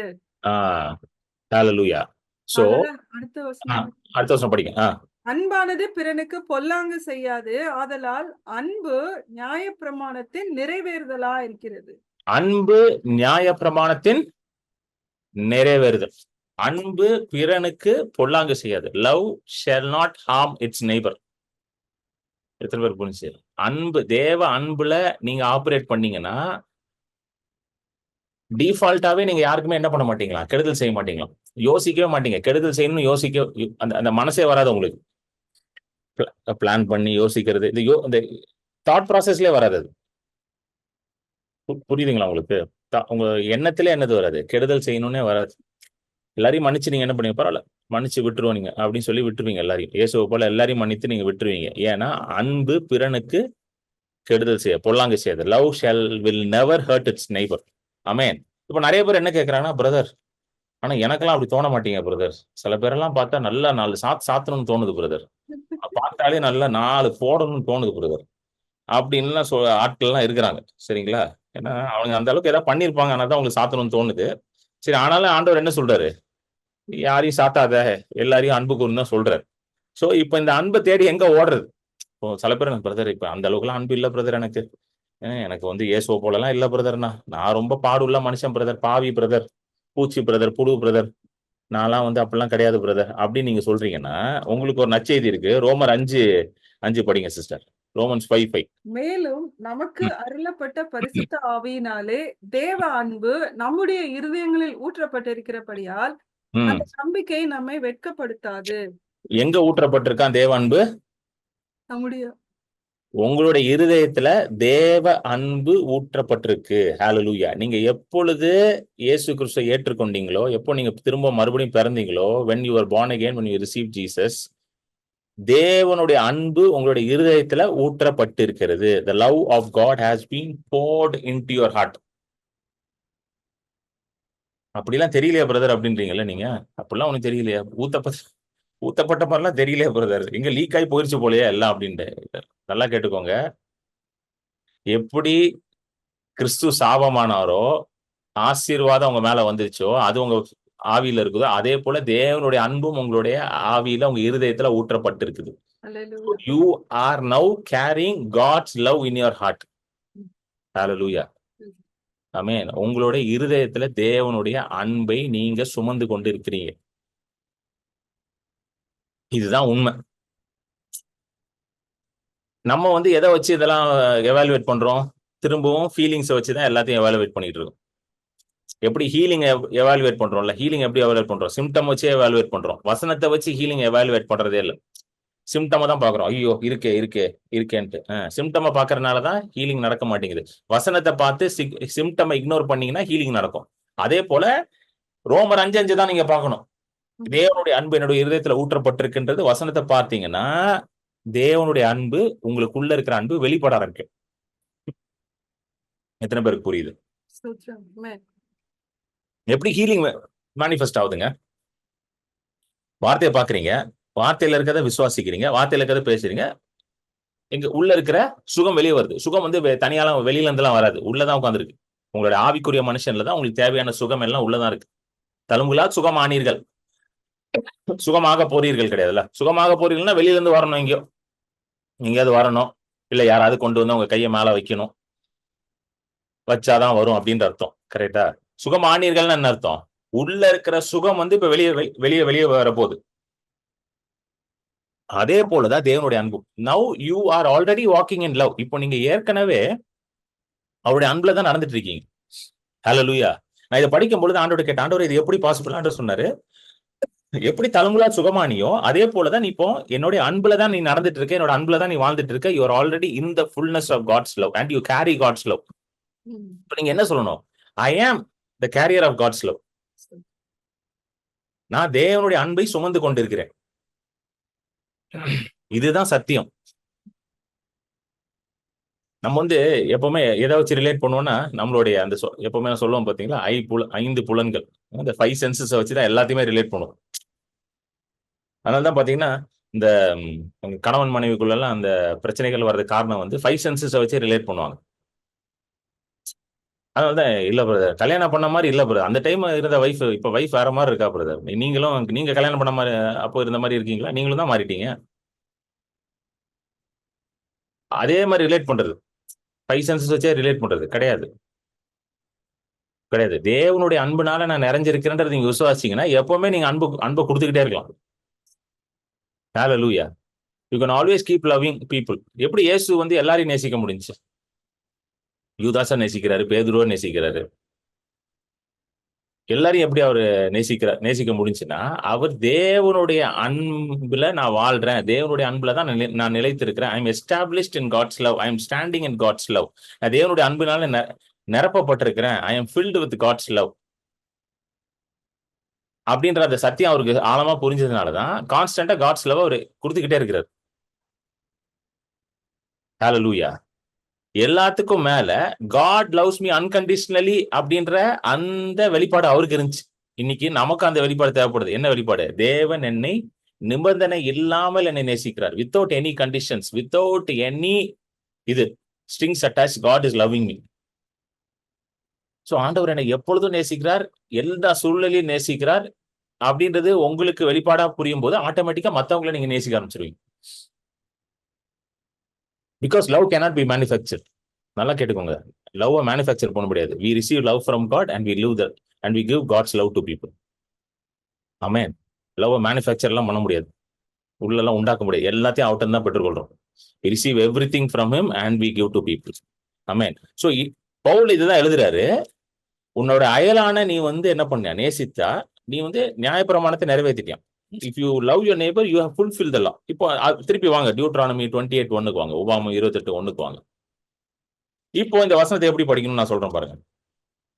இப்போ நியாயப்பிரமாணம் நிறைவேறிச்சுல, இப்போ நீங்க அந்த கட்டளைகள்லாம் நீங்க கீழ்ப்படுங்க. இஃப் யூ ஒபே மை கமாண்ட்மெண்ட்ஸ்ன்றது பதில் since I am walking in the love of God. இப்போ எப்படி படிக்கணும்? தமிழ்ல படிங்க சிஸ்டர். நீங்க நான் சொன்னதை வச்சு படிங்க. நான் தேவனுடைய அன்புல நடக்கிறதுனால, நான் தேவனுடைய அன்புல இருக்கிறதுனால அப்படின்னு வச்சு படிங்க. நான் தேவனுடைய அன்பிலே நான் நடத்தப்படுகிறபடியால் தேவனாகிய கர்த்தருடைய கட்டளை விட்டுருங்க. தேவனுடைய அன்புல நடத்தப்படுகிற நான் நடக்கிறபடியால் அவர் சத்தத்திற்கு உண்மையாய் நான் செவி கொடுக்கிறேன். இயேசுவின் நாமத்துல என் தேவனாகிய கர்த்தர் பூமியில் உள்ள சகல ஜாதிகளிலும் என்னை மேன்மையாக வைப்பார். அவ்வளவுதான். இல்லைன்னா ரோமர் 5:5 உள்ள போட்டுக்கோங்க. தேவனுடைய அன்பு என் இதயத்துல ஊற்றப்பட்டனால, since God's love has been poured into my heart through the Holy Spirit, since I'm walking in love, in God's love through the Holy Spirit, தேவனுடைய அன்புல நான் நடக்கிறேன் பரிசுத்த ஆவியானவர் மூலமாக, இந்த உலகத்துல எல்லா ஜாதிகளை விட நான் மேன்மையாக இருப்பேன். ஹalleluya, ஹalleluya. அடுத்த 2வது வசனம் போடு விஜய். Deuteronomy 28:2. நீ உன் தேவனாகிய கர்த்தரின் சத்தத்துக்கு செவி கொடுக்கும் போது இப்பொழுது சொல்லப்படும் ஆசீர்வாதங்கள் எல்லாம் உண்மையில் வந்து உனக்கு பலிக்கும். என்ன சத்தம்? தேவனாகிய கர்த்தரின் சத்தத்துக்கு செவி கொடுக்கும் பொழுது. அன்றைக்கு இஸ்ரவேல் ஜனங்களோட ஆண்டவர் வந்து எப்படி பேசினாரு? சத்தத்தின் மூலமாக பேசுறாரு. கரெக்டா? மோசேட்ட வந்து மக்கள் எல்லாம் சொல்றாங்க, நாங்க வந்து தேவனுடைய சத்தத்தை கேட்டா ரொம்ப பயமா இருக்குது, நீங்க போய் அவர் என்ன சொல்றாரு கேட்டுட்டு வாங்கன்றாரு. சோ ஆண்டவர் எப்படி பேசினாரு? ஆசாரியன் மூலமா பேசுறாரு, தீர்க்கதரிசிகள் மூலமா பேசுறாரு, அப்புறம் மோசே மாதிரி ஆட்கள் தேவ மனிதர்கள் மூலமாக பேசுறாரு. சத்தம் வெளிப்படுது. ஏன்னா அன்னைக்கு வந்து டோரா கிடையாது, அவங்க கையில வசனம் கையில கிடையாது. இன்னைக்கு தேவனுடைய சத்தம் எங்கெங்க இருக்கு? எழுதப்பட்ட தேவ வார்த்தையில தேவனுடைய சத்தம் இருக்குது. ஹalleluya. நீங்க கையில வைத்திருக்கிறீங்க அந்த பைபிள் இருக்கு பாத்தீங்களா, அதுதான் தேவ சத்தம். The Bible that you have in your hand today is God's voice. Hallelujah. நீங்க படிக்கும் பொழுது யாரோட சத்தம் உங்க காதுல ஒலிக்குதுங்க? தேவனுடைய சத்தம் காதுல ஒலித்து கொண்டிருக்குது. Whenever you read the word of God, God's voice is coming to you. And the word of the Lord came to Elijah. கர்த்தருடைய வார்த்தை பிரதியுத்தரமாக எலியாக்கு வந்தது அப்படின்லாம் படிக்கிறோம் பாத்தீங்களா நம்ம.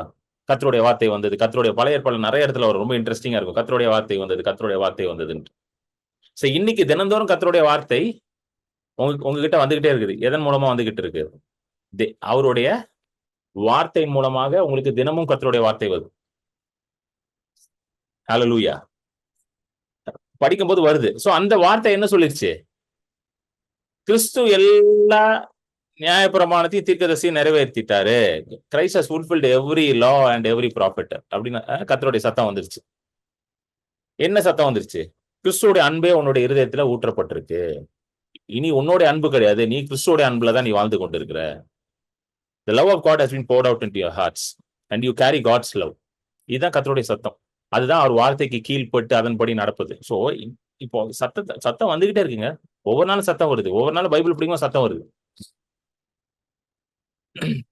ஹல்லேலூயா. எத்தனை பேருக்கு புரியுதுங்க நான் சொல்றது? சத்தம் இன்றைக்கு நமக்கு தினந்தோறும் வருது. அன்னைக்கு எலிசா மோசேக்கெல்லாம் அப்பப்பதான் சத்தம் வந்துச்சு. டெய்லி சத்தம் வந்துச்சு மாதிரி தெரியல. பைபிளையும் அப்படி ஒன்றும் எழுதல டெய்லி சத்தம் வந்த மாதிரி. அப்பப்போ தேவையாத போது சத்தம் வருது. ஏதோ ஒரு காரியத்தை அவங்க செய்யறாங்க, அதுக்கப்புறம் அடுத்த சத்தம் வருது. அப்படிதான் மூவ் ஆயிட்டே போறாங்க அவங்க. ஆனா இன்றைக்கு தினந்தோறும் நமக்கு சத்தம் வருது. ஆமென். சோ அடுத்த வசனம் படிப்போம். 3வது வசனம். நீ பட்டணத்திலும் ஆசீர்வதிக்கப்பட்டிருப்பாய், வெளியிலும் ஆசீர்வதிக்கப்பட்டிருப்பாய். ஹல்லேலூயா. இது ரொம்ப முக்கியமான ஒரு வசனங்க. சரிங்களா? அந்த பட்டணத்திலும் ஆசீர்வதிக்கப்பட்டிருப்பாய், வெளியிலும் ஆசீர்வதிக்கப்பட்டிருப்பாய் ரொம்ப முக்கியமான வசனம்.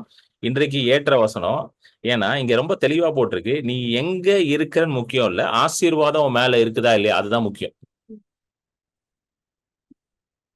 அதாவது எங்க இருக்கிறன்னு முக்கியம் இல்லைன்னா, இன்னைக்கு நிறைய பேர் எப்படி வந்து தங்களுடைய லைஃப் எவாலுவேட் பண்ணிட்டு இருக்காங்கன்னா, நான் எங்க இருக்கிறனோ அதை வச்சுதான் ஆசீர்வாதம்வாங்க. அதனாலதான் பாத்தீங்கன்னா எஸ்பெஷலி இந்தியா, நம்மள மாதிரி கண்ட்ரீஸ்ல வந்து ஒரு மைண்ட் செட் என்ன மைண்ட் செட்னா, இந்தியால இருந்து ஆசீர்வாதம் கம்மி, ஆஸ்திரேலியா, அமெரிக்கா, யூகே, யூரோப் எல்லாம் போனா எப்படியா ஆசீர்வாதம் ஜாஸ்தி அப்படின்னு நினைச்சிட்டு இருக்காங்க.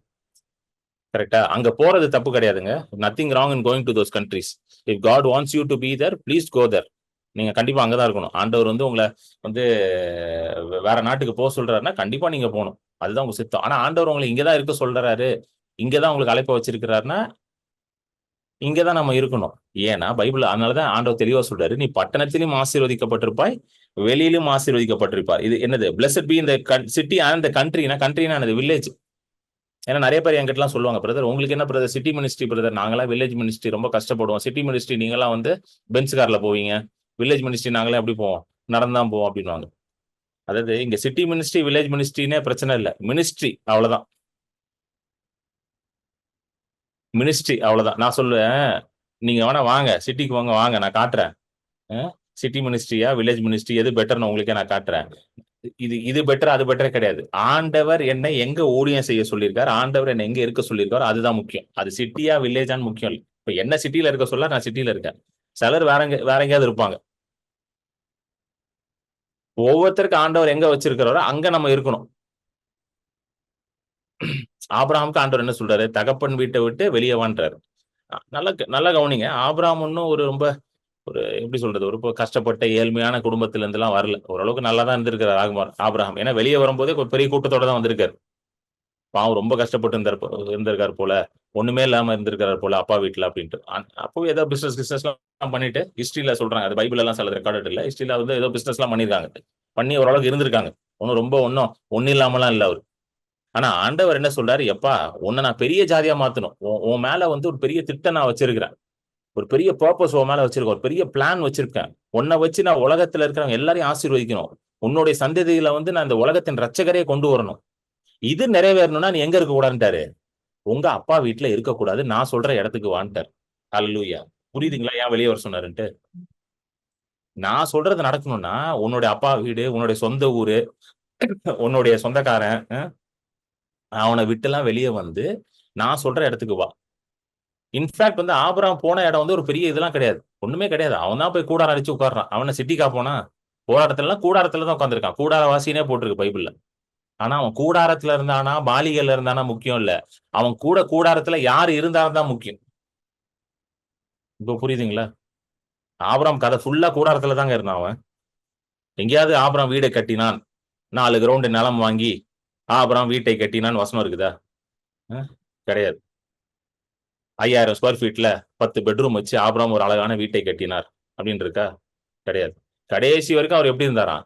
கூடாரவாசியா தான் இருந்தாருன்னு எபிரேயர் 11 எல்லாம் எழுதியிருக்கு. ஆனா கூடாரவாசியா இருந்தாலும் எப்படி இருந்தாரு? ஒரு ஆசீர்வதிக்கப்பட்ட மனுஷனா இருந்தாரு அவர். இந்த உபாமம் 28ல வர ஆசீர்வாதங்கள் எல்லாத்தையும் யார் அனுபவிச்சாரு? ஆபிரகாம் அனுபவிச்சார். அதுதான் ஹைலைட். இன்னைக்கு நிறைய பேர் 5 பெட்ரூம் ஹவுஸ் 10 பெட்ரூம் ஹவுஸ்ல எல்லாம் இருக்கான். ஆனா ஆசீர்வாதம் இல்லாம இருக்கிறான். தெரியுமா உங்களுக்கு? எனக்கு அது மாதிரி எத்தனை பேர் சொல்லணும் தெரியும். எனக்கு பயங்கர பணக்காரங்களாம் எனக்கு தெரியுங்க. ஆனா பாத்தீங்கன்னா அவ்வளவு பிரச்சனை இருக்கும். நான்லாம் யோசிப்பேன், இந்த பணத்தை வச்சு அவங்களால ஒண்ணுமே, அந்த பிரச்சனையை ஒண்ணுமே பண்ண முடியாது அவங்களால. 100 கோடி ரூபாய், $100 மில்லியன் கொடுத்தாலும் என்ன பண்ண முடியாது, அந்த பிரச்சனையை தீர்க்க முடியாது. அப்படிப்பட்ட பிரச்சனை இருக்கும் அவங்களுக்கு. they can't solve this problem. அதாவது அவங்க பிரச்சனை சால்வே பண்ண முடியாது. அவங்க என்ன சொத்தே வித்தாலும் சால்வ் பண்ண முடியாது. அந்த மாதிரி பிரச்சனை. ஹalleluya. புரியுதுங்களா உங்களுக்கு சொல்றது? ஆமென். சோ பட்டணத்துல இருக்கிறோமா வெளியில இருக்குமான்னு முக்கியம் இல்ல. கர்த்தர் என்ன எங்க இருக்கிற சொல்றாரு, அதுதான் முக்கியம். கர்த்தர் உங்களை எங்க இருக்க சொல்றாரு, அங்க போயிருங்க. இங்க இருக்க சொல்றாரா, இங்க இருங்க. இல்ல வெளிநாடு போக சொல்றாரா, வெளிநாட்டுக்கு போங்க. This is what is important, to be in the center of God's will. Amen. அவர் சத்தத்தை கேட்டு அவர் என்னை எங்க வசிக்க சொல்றாரோ அங்க நான் வசிக்கணும். ஹalleluya. ஆமென். அடுத்த வசனம் படிப்போம். உன் கற்பத்தின் கனியும் உன் நிலத்தின் கனியும் உன் மாடுகளின் பெருக்கமும் உன் ஆடுகளின் மந்தைகளுமாகிய உன் மிருக ஜீவன்களின் பலனும் ஆசீர்வதிக்கப்பட்டிருக்கும். கற்பத்தின் கனியும் உன் நிலத்தின் கனியும். இது எதை குறிக்குதுன்னா, கற்பத்தின் கனினா உங்க பிள்ளைகளை பத்தி குறிக்குது. இப்ப புரியுதுங்களா? நான் சொன்னல உங்களுக்கு, உங்க பிள்ளைகள் ஆசீர்வதிக்கப்பட்டிருக்காங்க, உங்க பிள்ளை மேல கர்ஸ் கிடையாது நான் சொன்னேன்னா இல்லையா? எதை வச்சு சொல்றேன்? வசனத்துல போட்டிருக்கு உன் கற்பத்தின் கனி ஆசீர்வதிக்கப்பட்டிருக்குன்ட்டு. அப்பனா உங்க கற்பத்திலிருந்து வந்த ஒவ்வொரு பிள்ளையும் என்ன பண்ணப்பட்டிருக்கான்? ஆசீர்வாதத்துல ஆசீர்வதிச்சிருக்கிறார் அவர். He has blessed them. ஆசீர்வாதத்துக்குள்ளதான் வச்சிருக்கிறார் அவர். Every child of yours is blessed. அது மட்டும் இல்லாம பாத்தீங்கன்னா உன்னுடைய நிலத்தின் கனிகள், மாடுகள் இதெல்லாம் போட்டிருக்கா. It talks about the possessions that you are having. நீங்க வைத்திருக்கிற சொத்துக்கள் நீங்க வச்சிருக்கீங்க பாத்தீங்களா? மாடுகள், ஆடுகள்னா இப்ப மாடு ஆடுலாம் நம்ம கிட்ட இல்ல. அந்த காலத்துல இருந்ததா ஆண்டவர் சொல்றாரு. இது எல்லாமே ஆஸ்வதிக்கப்பட்டிருக்கான். நீங்க வச்சிருக்க ஒவ்வொன்றும், நீங்க நான் எப்படி தெரியுமா இதை நான் பார்ப்பேன் எப்பவுமே. எல்லாமே ஆஸ்வதிப்பட்டிருக்கேன். நான் வச்சிருக்கிற பொருட்கள் கூட ஆசீர்வதிக்கப்பட்டிருக்கு. அப்ப நான் ஒரு பொருளை யூஸ் பண்றேன்னா அந்த பொருள் நான் யூஸ் பண்ற வரைக்கும் நல்லா இருக்கும் என்கிட்ட. அதான் அதுக்கு அர்த்தம். நீங்க ஒரு போன் வச்சிருக்கீங்க, அந்த போன் ஒழுங்கா வேலை செய்யும். அந்த போன் எந்த பிரச்சனையும் பண்ணாது. வீட்டுல ஒரு ஏசி வச்சிருக்கீங்க, அந்த ஏசி ஒழுங்கா வேலை செய்யும். அந்த ஃப்ரிட்ஜ் வச்சிருக்கீங்க, ஃப்ரிட்ஜ் ஒழுங்கா வேலை செய்யும். நீங்க வச்சிருக்க கார் ஒழுங்கா வேலை செய்யும். நான் ஒரு கார் வச்சிருந்தேங்க, நான் மறக்கவே மாட்டேன் வாழ்க்கையில. நான் ஊழியத்துக்கு வந்த புதுசுல ஒரு வருஷம் கழிச்சோ 2 வருஷம் கழிச்சோ என் மனைவி நாங்க 2வது பிள்ளை என் மனைவி உண்டான பிறகு நான் சரி பைக்ல போறது கஷ்டமா இருக்கும் 2 பிள்ளைங்களை வச்சுக்கிட்டு அப்படின்னு சொல்லிட்டு கார் வாங்கலாம்னு பிளான் பண்ணேன். அப்ப கையில காசும் கிடையாது கார் வாங்குறது. கார் எங்கத்த வாங்குறது? 5 லட்சம் 6 லட்சம் 7 லட்சம் நானுங்க. சரின்னு சொல்லிட்டு ஏதோ இருக்கிற கொஞ்சம் ஏதோ அப்படி தேட்டி ஒரு செகண்ட் ஹேண்ட் கார் ஒன்று வாங்கினேன் 1 லட்சம் ரூபாய்க்கு. பழைய இண்டிகா கேள்விப்பட்டிருக்கீங்களா? இப்ப அது கிடையவே கிடையாது. அந்த மாடல்லாம் கிடையாது. பழைய இண்டிகா ஒன்று வாங்கினேன். நான் வாங்கும் போதே 10 வருஷம் ஓல்டு. அது இண்டிகா ஏற்கனவே நிறைய பிரச்சனை வர கொடுக்கும். ஆனா அந்த கார் தான் 1 லட்சம் ரூபாய் பட்ஜெட்டுக்கு வரும். ஒரு 1.20 வாங்கினேன். போய் பார்த்தோன்னே வாங்கணும்னு தோணுச்சுன்னு வாங்கிட்டு நிறைய பேர் சொன்னாங்க, இந்த காரை போய் வாங்கியிருக்கீங்களே, இது பிரச்சனை வராதான்ட்டு. ஆனா நான் எனக்கு அதை பார்க்கும் போதே எனக்கு என்னமோ வாங்கணும்னு தோணுச்சு. என் பட்ஜெட்டுக்கும் கரெக்டா இருந்துச்சு. அப்ப நான் ஒரு 1 லட்சம் வச்சிருந்தனால அது போய் வாங்கிட்டு வந்தேன்னா ஓட்டினேன். கிட்டத்தட்ட ஒரு 3 வருஷம் வச்சிருந்தேன். 3 வருஷம் வச்சு ஏகப்பட்ட இடத்துக்கு நான் ஊழியத்துக்கு எடுத்துட்டு போயிருக்காரு. இங்கிருந்து சென்னையில இருந்து திருநெல்வேலிக்கு வருவேன். கிட்டத்தட்ட 600 கிலோமீட்டர் திருநெல்வேலி இங்க இருந்து அந்த கார்ல போவேன். அப்புறம் இங்க இருந்து ஆந்திராக்கு போயிருக்கேன். எங்கெங்கெல்லாம் போவேன். எல்லாம் கேட்பாங்க, ஐயோ இந்த கார்லயா போறீங்க நீங்க, ஒன்னும் ஆகாத அப்படின்ட்டு. அந்த கார் எப்படி இருக்குன்றது எனக்கு முக்கியம் இல்ல.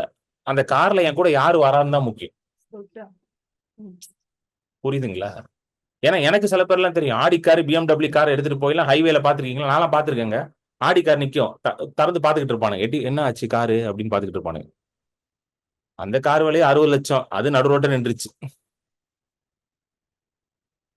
என்ன ஆச்சு அப்படின்னு தேடிக்கிட்டு இருப்பான். அந்த கார்ல ஒன்னும் கண்டும் பிடிக்க முடியாது. ஆடி கார்ல என்னன்னு கண்டும் பிடிக்கும். லோக்கல் மெக்கானிக் வச்சு ரிப்பேரும் பார்க்க முடியாது. ஒண்ணுமே ஆகல. நான் வச்சிருந்தேன் பழைய காரு. எங்கெங்கெல்லாம் போயிருக்கிறேன். கடைசியில இந்த விக்கிறதுக்கு முன்னாடி இப்ப கடைசியில 3 வருஷம் ஆயிடுச்சு. சரி மாத்தலாம், எனக்கு ரொம்ப ஸ்ட்ராங்கா தோணுச்சு ஒரு மாத்தலாம் அப்படின்ற மாதிரி நான் ஜோம் பண்ண. ஆண்டவர் காரை மாத்து அப்படின்னாரு.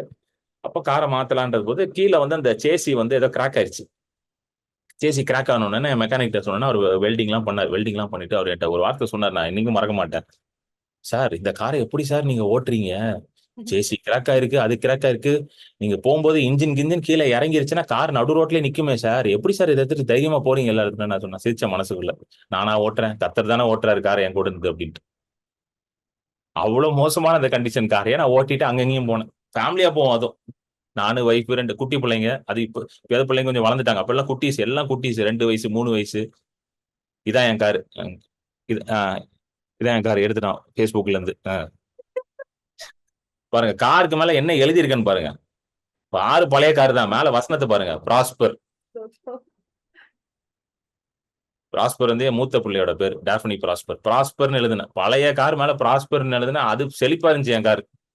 செழிப்பா இருந்துச்சு என் கார். இது வந்து ஆந்திரால எடுத்த போட்டோ. நான் விஜயவாடா போயிருக்க போது அந்த வேலை எடுத்த போட்டோ இது. ஹalleluya. சோ நீங்க என்ன வச்சு கையில வச்சிருக்கீங்களோ அது எல்லாமே ஆசீர்வதிக்கப்பட்டிருக்குங்க. Whatever you hold in your hand. அது ரொம்ப பழசா இருக்கலாம். இப்போ உங்களால முடியல, பழசா வச்சிருக்கீங்க. அந்த பழைய காரியமே ஆண்டவர் ஆசீர்வதிச்சு தான் வச்சிருக்காரு.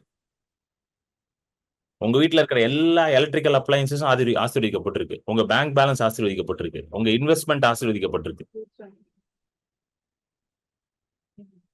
What ever you possess. நீங்க வச்சிருக்க வண்டி, காரு, பைக்கு, நான் சொல்றேன் பாருங்க, உங்க கார்லாம் வந்து ரிப்பேரே ஆகாது. இயேசு நாமத்துல ரிப்பேரே கிடையாது உங்க கார்லாம்.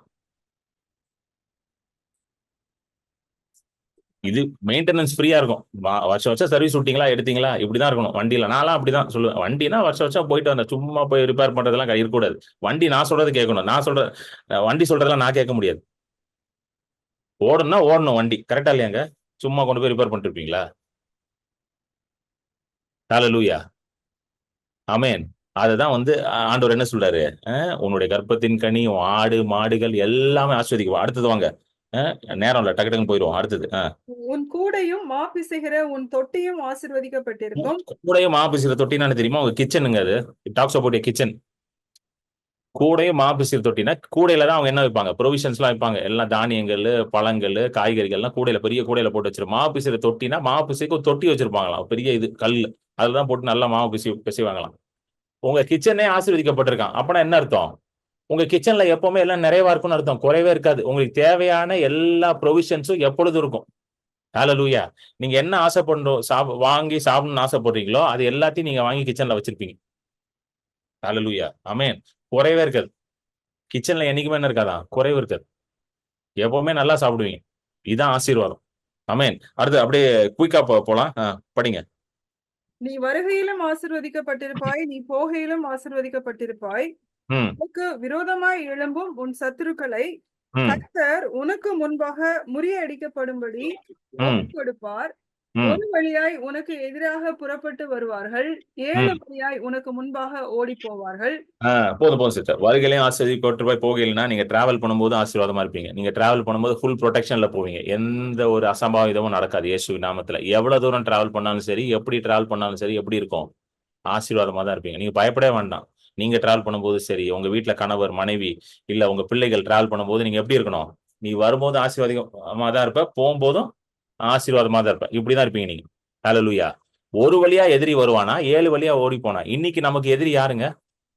பிசாசு தான் எதிரி. இன்னைக்கு நமக்கு எதிரி யாரு? பிசாசு எதிரி, வியாதி எதிரி, தரித்திரம் எதிரி, குறைவு எதிரி. ஆமென்.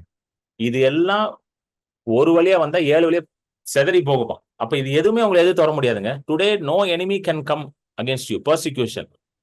இயேசு கிறிஸ்து நாமத்தினால வர உபத்திரவங்கள் எல்லாமே சிதறி போகும் இயேசுவின் நாமத்துல. Nothing can come against you. Every enemy will be scattered in the name of Jesus. எதெல்லாம் உங்க வாழ்க்கையில நீங்களே உட்கார்ந்து யோசிச்சு பாருங்க. நீங்க மீட்டிங் முடிஞ்சு யோசிச்சு அப்படியே பாருங்க. எதெல்லாம் எனக்கு எனிமி மாதிரி. எனிமினா anything that spoils your peace, அதுதான் எனிமி. சரி, எனிமினா நீங்க எப்படி பார்க்கணும் தெரியுமா? எனிமி எப்படி தெரியுமா கண்டுபிடிக்கணும்? உங்களுடைய சமாதானத்தை எதெல்லாம் கெடுக்குதோ அதெல்லாம் எனிமி தாங்க. ஆமாம், என் மனைவி தாங்க என் சமாதானத்தை கெடுக்கிறா, அவ எனிமி, ஓடிடுவாளாங்க அப்படிலாம் கேட்காதீங்க. சரிங்களா? என் புருஷன் தாங்க சமாதானத்தை கெடுக்கிறாரு, அவர் ஓடிடுவாரா அப்படி கேட்காதீங்க. அவரை சொல்ல நம்ம ஆளுங்க எல்லாம் உஷாரா இருப்பாங்க. ஒண்ணு எதெல்லாம் உங்க சமாதானத்தை கெடுக்குது யோசிங்க. பைனான்சியல் லாக் உங்க சமாதானத்தை கெடுக்குதா, அது ஒரு எனிமி. வியாதி உங்க சமாதானத்தை கெடுக்குதா, அது எனிமி. டிப்ரெஷன், ஸ்ட்ரெஸ் உங்க சமாதானத்தை கெடுக்குதா, அது எனிமி. எதெல்லாம் எனிமி பாருங்க. அதெல்லாம் வச்சுட்டு ஜோம் பண்ணுங்க இந்த வசனத்தை எடுத்து. இது எல்லாம் 7 வழியாக ஓடி போகும். ஹalleluya. It will all run out. It will all be scattered in the name of Jesus. அடுத்த வசனம் 8வது வசனம். கர்த்தர் உன் களஞ்சியங்களிலும் நீ கையிடும் எல்லா வேலையிலும் உனக்கு ஆசீர்வாதம் கட்டளையிடுவார். உன் தேவனாகிய கர்த்தர் உனக்கு கொடுக்கும் தேசத்திலே உன்னை ஆசீர்வதிப்பார். களஞ்சியங்களும் கையிடுற எல்லா வேலையிலும்னா, களஞ்சியங்கள்னா it talks about your bank accounts, your investments, wherever you store your money, your gold, உங்க பாண்ட்ஸ், உங்க மியூச்சுவல் ஃபண்ட்ஸ், உங்க ஸ்டாக்ஸ், இதுதான் ஸ்டோர் ஹவுஸ். ஹalleluya. அது தவிர நீங்க என்னெல்லாம் சேர்த்து வச்சிருக்கீங்களோ அது எல்லாமே, யுவர் ஃபுட்டு எல்லாமே ஸ்டோர் ஹவுஸ்ல எல்லாம் சேர்த்து வச்சிருக்கீங்களா, அது எல்லாமே ஆசீர்வதிக்கப்பட்டிருக்கு. கையின் பிரயாசத்தை ஆசீர்வதிப்பாருன்னா நீங்க செய்யற வேலையை ஆசீர்வதிப்பாராம். அப்படின்னா என்ன அர்த்தம்? எல்லாரும் வேலை செய்யணும்னு அர்த்தம். அப்படின்னா எவ்ரிபடி ஷுட் ஒர்க். எல்லாரும் வேலை செய்யணும், அப்பதான் கையின் பிரயாசத்தை ஆசீர்வதிப்பார். வேலை செய்யாம ஆசீர்வதிக்க முடியாது. Very simple. For God to bless you, you need to work. அவ்வளவுதான்.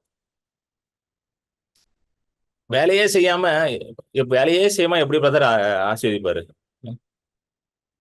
நீங்க வேலை செய்யும் போது ஆசீர்வாதம் அந்த வேலை மேல வந்துடும். அது என்ன வேலை வேணா இருக்கலாம். It can be any work, it could be any business, it could be any ministry, anything. நீங்க எதை செய்றீங்களோ அதன் மேல கர்த்தருடைய ஆசீர்வாதம் வரும். ஆமென். அடுத்த வசனம். நீ உன் தேவனாகிய கர்த்தரின் கட்டளைகளை கைக்கொண்டு அவர் வழிகளில் நடக்கும்போது கர்த்தர் உனக்கு ஆணையிட்டபடியே உன்னை தமக்கு பரிசுத்த ஜனமாக நிலைப்படுத்துவார். அப்படி கர்த்தருடைய நாமம் உனக்கு தரிக்கப்பட்டது என்று பூமியின் ஜனங்கள் எல்லாம் கண்டு உனக்கு பயப்படுவார்கள். உனக்கு கொடுப்பேன் என்று கர்த்தர் உன் பிதாக்களுக்கு ஆணையிட்ட தேசத்தில் கர்த்தர் உன் கற்பத்தின் கனியிலும் உன் மிருக ஜீவன்களின் பலனிலும் உன் நிலத்தின் கனியிலும் உனக்கு பரிபூரண நன்மை உண்டாக கட்டளையிடுவார். இந்த காலத்தில் உன் தேசத்திலே மழை பெய்யவும் நீ கையிட்டு செய்யும் வேலைகளை எல்லாம் ஆசீர்வதிக்கவும் கர்த்தர் உனக்கு தமது நல்ல பொக்கிஷ சாலையாகிய வானத்தை திறப்பார். நீ அநேகம் ஜாதிகளுக்கு கடன் கொடுப்பாய், நீயோ கடன் வாங்காதிருப்பாய். இன்று நான் உங்களுக்கு விதிக்கிற வார்த்தைகள் யாவையும் விட்டு விலகி வேற தேவர்களை சேவிக்கும்படி நீ வலதுபுறம் இடதுபுறம் சாயாமல் இன்று நான் உனக்கு விதிக்கிற உன் தேவனாகிய கர்த்தரின் கட்டளைகளை கைக்கொள்ளவும் அவைகளின்படி நடக்கவும் அவைகளுக்கு செவி கொடுத்து வந்தால் கர்த்தர் உன்னை வாளாக்காமல் தலையாக்குவார், நீ கீழாகாமல் மேலாவாய். வாளாக்காமல் உன்னை தலையாக்குவார், கீழாகாமல் மேலா இருப்பாய். சோ நீங்க தலையா இருப்பது தான் தேவனுடைய சித்தம், நீங்க மேல இருப்பது மட்டும் தான் தேவனுடைய சித்தம். கீழே இருப்பது தேவ சித்தம் கிடையாது. ஹalleluya. எத்தனை பேருக்கு புரியுது? கீழே இருக்கிறீங்கன்னா சொல்லுங்க, ஆண்டவரே நான் கீழே இருக்கிறது எனக்கு பிடிக்கல, நான் மேல இருக்கணும். மேல போறதுக்கான வழிகளை காட்டுங்க. எப்படி நான் மேல ரைஸ் ஆகணும்னு காட்டுங்க. கீழேயே இருக்கிறதா ஆண்டவர் சித்தம்னு நினைச்சுக்காதீங்க. நிறைய பேர் நினைக்கிறாங்கன்னா கீழேயும் இருக்கணும்ல பிரதர், எல்லாமே மேல இருக்க முடியல பிரதர் அப்படின்னு நினைக்கிறாங்க. அப்படிலாம் ஆண்டவர் சொல்லல. சில பேர் கீழே இரு, சில பேர் நடுவுல இரு, சில பேர் மேல இருலாம் சொல்லல. அவரு நம்ம என்ன இந்தியன் காஸ்ட் சிஸ்டமா? இந்தியன் காஸ்ட் சிஸ்டம்ல தான் கீழே மேல நடுவுல எல்லாம் வச்சிருக்கானுங்க. ஆண்டவர்கிட்ட எல்லாமே மேலதான், கீழே எவனுமே கிடையாது. புரியுதுங்களா உங்களுக்கு சொல்றது? கீழே கொஞ்சம் பேர், மேல கொஞ்சம் பேர், நடுவுல கொஞ்சம் பேர் இருக்குன்னு சொல்றதுக்கு இது ஆண்டவர் நடத்துறது. எல்லாரும் மேலதான் இருக்கணும். சோ கீழே இருக்கிற மாதிரி இருக்குன்னா எல்லாம் ரொம்ப மோசமா இருக்கு, கீழே தான் இருக்கிற மாதிரி இருக்குன்னா நீங்க என்ன சொல்லணும்? ஆண்டவரே நான் மேல வரணும், நான் மேல வரணும். ஏன்னா வசனம் என்ன சொல்லியிருக்கு? கீழே இல்லாம மேல இருக்கணும், வாழாம தலையா இருக்கணும். இதுதான் ஆசீர்வாதம். ஹalleluya. ஆனாலும் நிறைய பேருக்கு என்ன ஒரு இது இருக்குன்னா, எல்லாம் நான் ஓகே பிரதர், ஆனாலும் அந்த பைபிள்ல சில வசனங்கள்லாம் ரொம்ப பயமா இருக்கு பிரதர் அப்படின்றாங்க. எஸ்பெஷலி இந்த 10 கட்டளையில 2வது கட்டளை இருக்கு பாத்தீங்களா? படிச்சிருக்கீங்களா? வாங்க, எங்க வருது அது? யாத்ரா 34.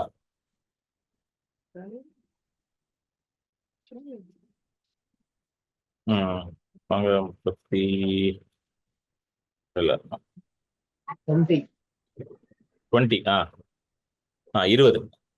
20 4 படிங்க சிஸ்டர். மேலே வானத்திலும் கீழே பூமியிலும் பூமியின் கீழ் தண்ணீரிலும் இருக்கிறவைகளுக்கு ஒப்பான ஒரு சொரூபத்தை ஆகிலும் யாதொரு விக்கிரகத்தை ஆகிலும் நீ உனக்கு உண்டாக்க வேண்டாம். அவைகளை நமஸ்கரிக்கவும் சேவிக்கவும் வேண்டாம். தேவனாகிய கர்த்தராய் இருக்கிற நான் எரிச்சலுள்ள தேவனாயிருந்து ம், பகைக்கிறவர்களை குறித்து பிதாக்களுடைய அக்கிரமத்தை பிள்ளைகளிடத்தில் 3ஆம் 4ஆம் தலைமுறை மட்டும் விசாரிக்கிறவராயிருக்கிறேன். ம், என்னிடத்தில் அன்பு கூர்ந்து என் கற்பனைகளை கை கொள்ளுகிறவர்களுக்கோ ம். 1000 தலைமுறை மட்டும் இரக்கம் செய்கிறவராயிருக்கிறேன். ஆ, 5வது வசனத்தை மட்டும் போடுங்க. ம். அதை படிங்க சிஸ்டர் திருப்பி. ஆ. நீ அவைகளை நமஸ்கரிக்கவும் சேவிக்கவும் வேண்டாம். உன் ம், தேவனாகிய கர்த்தராயிருக்கிற நான் எரிச்சலுள்ள தேவனாயிருந்து ம். என்னை பகைக்கிறவர்களை குறித்து பிதாக்களுடைய அக்கிரமத்தை பிள்ளைகளிடத்தில் 3ஆம் 4ஆம் தலைமுறை மட்டும் விசாரிக்கிறவராயிருக்கிறேன். 3ஆம் 4ஆம் தலைமுறை வரைக்கும் நான் விசாரிக்கிறவனா இருக்கிறேன். இதுதான் உபாமம் 5லயும் வரும். அந்த வசனத்தை திருப்பி போடுவோம். உபாமம் 5:10, டியூட்ரானமி 5:10. என்னிடத்தில் அன்பு கூர்ந்து என் கற்பனைகளை கை கொள்ளுகிறவர்களுக்கோ எத்தனை வசனம்? 1000 தலைமுறை மட்டும் இரக்கம் செய்கிறவராயிருக்கிறேன். 9வது வசனம். நீ அவைகளை நமஸ்கரிக்கவும் சேவிக்கவும் வேண்டாம். உன் தேவனாகிய கர்த்தராயிருக்கிற நான் எரிச்சலுள்ள தேவனாயிருந்து என்னை பகைக்கிறவர்களை குறித்து பிதாக்களுடைய அக்கிரமத்தை பிள்ளைகளிடத்தில் 3ஆம் 4ஆம் தலைமுறை மட்டும் விசாரிக்கிறவராயிருக்கிறேன். நல்லா கவனிங்க. இது யாரை பத்தி எழுதியிருக்குன்னு பாருங்க. நியாயப்பிரமாணத்துல ஃபர்ஸ்ட் இது வந்து நியாயப்பிரமாணத்திற்கு அடியில இருக்கிறவங்கள பத்தி எழுதியிருக்கு. இன்னொன்னு ரொம்ப அழகான ஒரு வார்த்தை. இதை நிறைய பேர் விட்டுறாங்க. என்னை பகைக்கிறவர்களை குறித்து. It talks about those who hate me அப்படின்னு வருது. யாரோட பாவத்தை 3ஆம் 4ஆம் தலைமுறை வரைக்கும் விசாரிக்கிறாரா? யாரோட பாவத்தை வந்து இதுல வச்சிருக்காரா? தேவனை பகைக்கிறவர்கள். Those who hate the Lord. தேவனை பகைக்கிறவங்க எல்லாம் யாரும் இந்த மீட்டிங்க்கு வரமாட்டாங்க. தேவனை பகைக்கிறவங்க எல்லாம் யாரும் கிறிஸ்துவன் சொல்லிக்க மாட்டாங்க. தேவனை பகைக்கிறவங்க எல்லாம் யாரும் சண்டே சர்ச்சுக்கு போக மாட்டாங்க. தேவனை பகைக்கிறவங்க எல்லாம் யாரும் ஜெபம் பண்ண மாட்டாங்க. தேவனை பகைக்கிறவங்க எல்லாம் யாரும் பைபிள் படிக்க மாட்டாங்க. அப்ப நீங்க யாருமே அந்த லிஸ்ட்ல வரமாட்டீங்க. ஆமென். புரியுதுங்களா உங்களுக்கு சொல்றது? தேவனை பகைச்சுக்கிட்டு உட்காந்து ஜூம் மீட்டிங் அட்டன் பண்ணுவீங்களா? சரி, கிரண் பால் பிரதர் வராரு, நம்ம தேவனை பகைக்கிறோம், போய் ஜூம் மீட்டிங் அட்டன் பண்ணுவோம் அப்படின்ட்டு தேவனை பகைச்சிட்டு சண்டே காலையிலே சீக்கிரம் காலையிலே எஞ்சி சர்ச்சுக்கு போவீங்களா? என்னங்க சொல்லுங்க. தேவனை பிடிக்காதான், ஆனா காலையிலேயே 6 மணிக்கே எந்திரிச்சு பிரேக்ஃபாஸ்ட் கூட சாப்பிடாம கிளம்பி சர்ச்சுக்கு போவீங்களா? போக மாட்டீங்கல்ல? படுத்த நாள் தூங்கிட்டு தானே இருப்பீங்க. தேவனை பகைக்கிறீங்கன்னா, தேவனை பகைச்சிங்கன்னா ஃபர்ஸ்ட் ரட்சிக்கப்பட்டிருப்பீங்களா? அங்க போயிருவோம். நம்ம எதுக்கு இவ்வளவு தூரம் வரணும்? அங்க போயிருவோம். தேவனை பகைச்சா ரசிக்கப்பட்டிருப்பீங்களா? சிஸ்டர் விஜய் சொல்லுங்க, தேவனை பகைச்சா ரசிக்கப்பட்டிருப்பீங்களா? சான்ஸே இல்லை. இது எதுவுமே உங்களுக்கு அப்ளை ஆகாது. ஸோ தூக்கி போடுங்க. யாராவது இதை வச்சு பிரசங்கம் பண்ணாங்கன்னா முடிஞ்சா அந்த இடத்த விட்டு எந்திரிச்சு போயிருங்க, இல்லைன்னா சேனலை மாத்திருங்க, வேற சேனல் போயிருங்க. ஆண்டவர் 3ஆம் 4ஆம் தலைமுறைக்கு விசாரிப்பான்றது உங்களுக்கு கிடையாது. It is not for you. Hallelujah. அது உங்களுக்கு பொருந்தவே பொருந்தாது. அதை வச்சு நீங்க இப்ப பேசவே முடியாது. ஏன்னா முதல்ல நம்ம வந்து தேவனை பகைக்கிறவர்களே கிடையாது. 2வது நம்ம நியாயப்பிரமாணத்துக்குள்ளேயும் கிடையாது. நம்ம வந்து இன்னைக்கு புதிய உடன்படிக்கையில இருக்கிறோம். ரோமர் 6:14 போடுங்க. ரோமன் 6:14.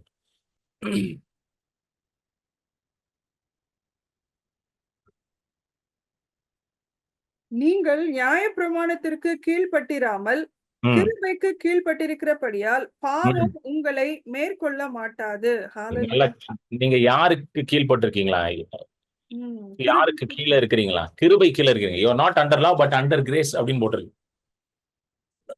நீங்க கிருபைக்குள்ள இருக்கிறதுனால பாவமே உங்களை மேற்கொள்ள முடியாது. அப்புறம் எப்படி சாபம் உங்களை மேற்கொள்ளும்? பாவத்தின் விளைவு தான் சாபம், மரணம் எல்லாமே பாவத்துக்குள்ள இருந்தா வெளியே வருது. ஆமென். இது எல்லாத்துக்கும் வந்து சின்னதான் ரூட் காசு. சோ கிருபைக்குள்ள இருக்கிறவங்களுக்கு பாவமே உங்களை வந்து ஆளுகை செய்ய முடியாது, உங்களை மேற்கொள்ள முடியாது. அப்புறம் சாபம் எப்படி உங்களை மேற்கொள்ளும்? சாபத்தின் விளைவுகள் எப்படி உங்களை மேற்கொள்ளும்? Not possible. சொல்லுங்க, நான் கிருபை கீழே இருக்கிறேன்.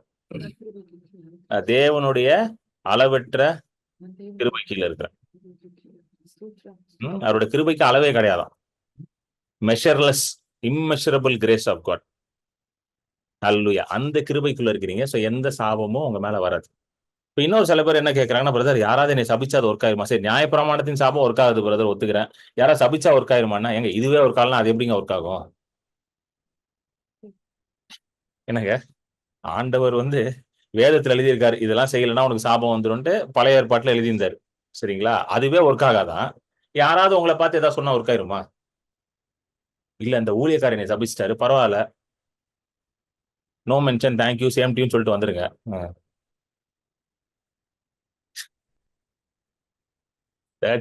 சின்ன வயசுல நாங்களாம் ஒரு கேம் விளையாடுவோம் ஸ்கூல்ல, நீங்களாம் விளாண்டுருப்பீங்க. யாராவது சொன்னா மிரர் அப்படின்னுவோம். பாத்தீங்களா மிரர் அப்படின்னு என்னதான் அப்படியே அவங்களுக்கு போயிருமா. அந்த மாதிரி மிரர் அப்படின்னு சொல்லிட்டு ஓடி வந்துருங்க.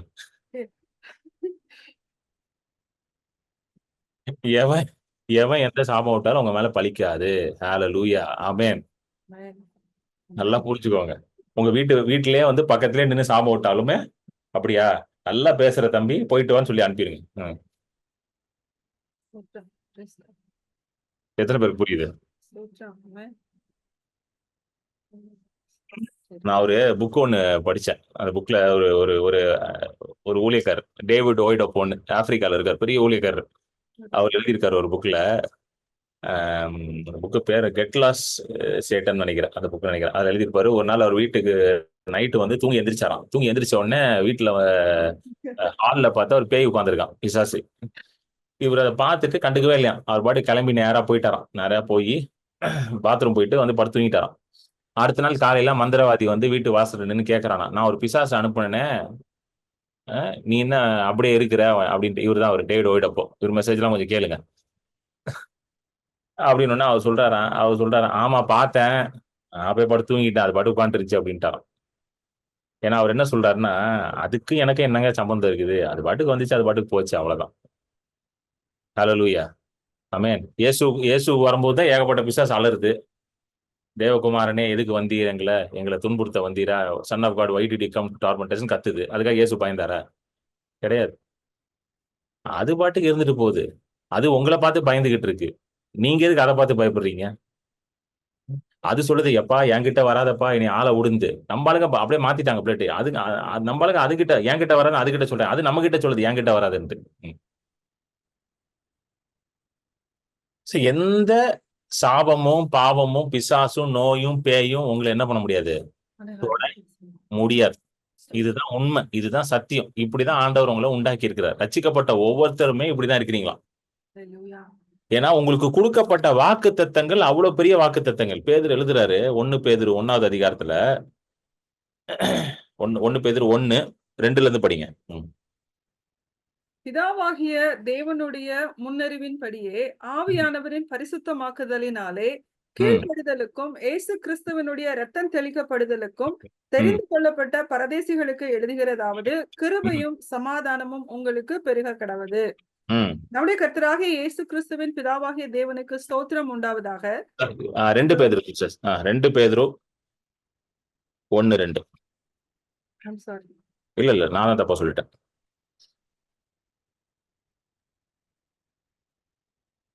படிங்க சிஸ்டர். 4th verse 2 Peter தான். 2 பீட்டர் 1:2 இருந்து படிங்க. 2 இருந்து படிங்க. தேவனையும் நம்முடைய கர்த்தராகிய இயேசுவையும் அறிகிற அறிவினால் உங்களுக்கு கிருபையும் சமாதானமும் பெருக கடவது. தம்முடைய மகிமையினாலும் காருண்யத்தினாலும் நம்மை அழைத்தவரை அறிகிற அறிவினாலே ஜீவனுக்கும் தேவபக்திக்கும் வேண்டிய யாவற்றையும் அவருடைய திவ்ய வல்லமையானது நமக்கு தந்தருளினதுமன்றி, இச்சையினால் உலகத்தில் உண்டான கேட்டுக்கு தப்பி திவ்ய சுபாவத்துக்கு பங்குள்ளவர்களாகும் பொருட்டு மகா மேன்மையும் அருமையுமான வாக்குத்தத்தங்களும் அவைகளினாலே நமக்கு அளிக்கப்பட்டிருக்கிறது. சொல்லுங்க, மகா மேன்மையும் அருமையான வாக்குத்தத்தங்கள் நமக்கு அளிக்கப்பட்டிருக்கு. We have received exceedingly great and precious promises.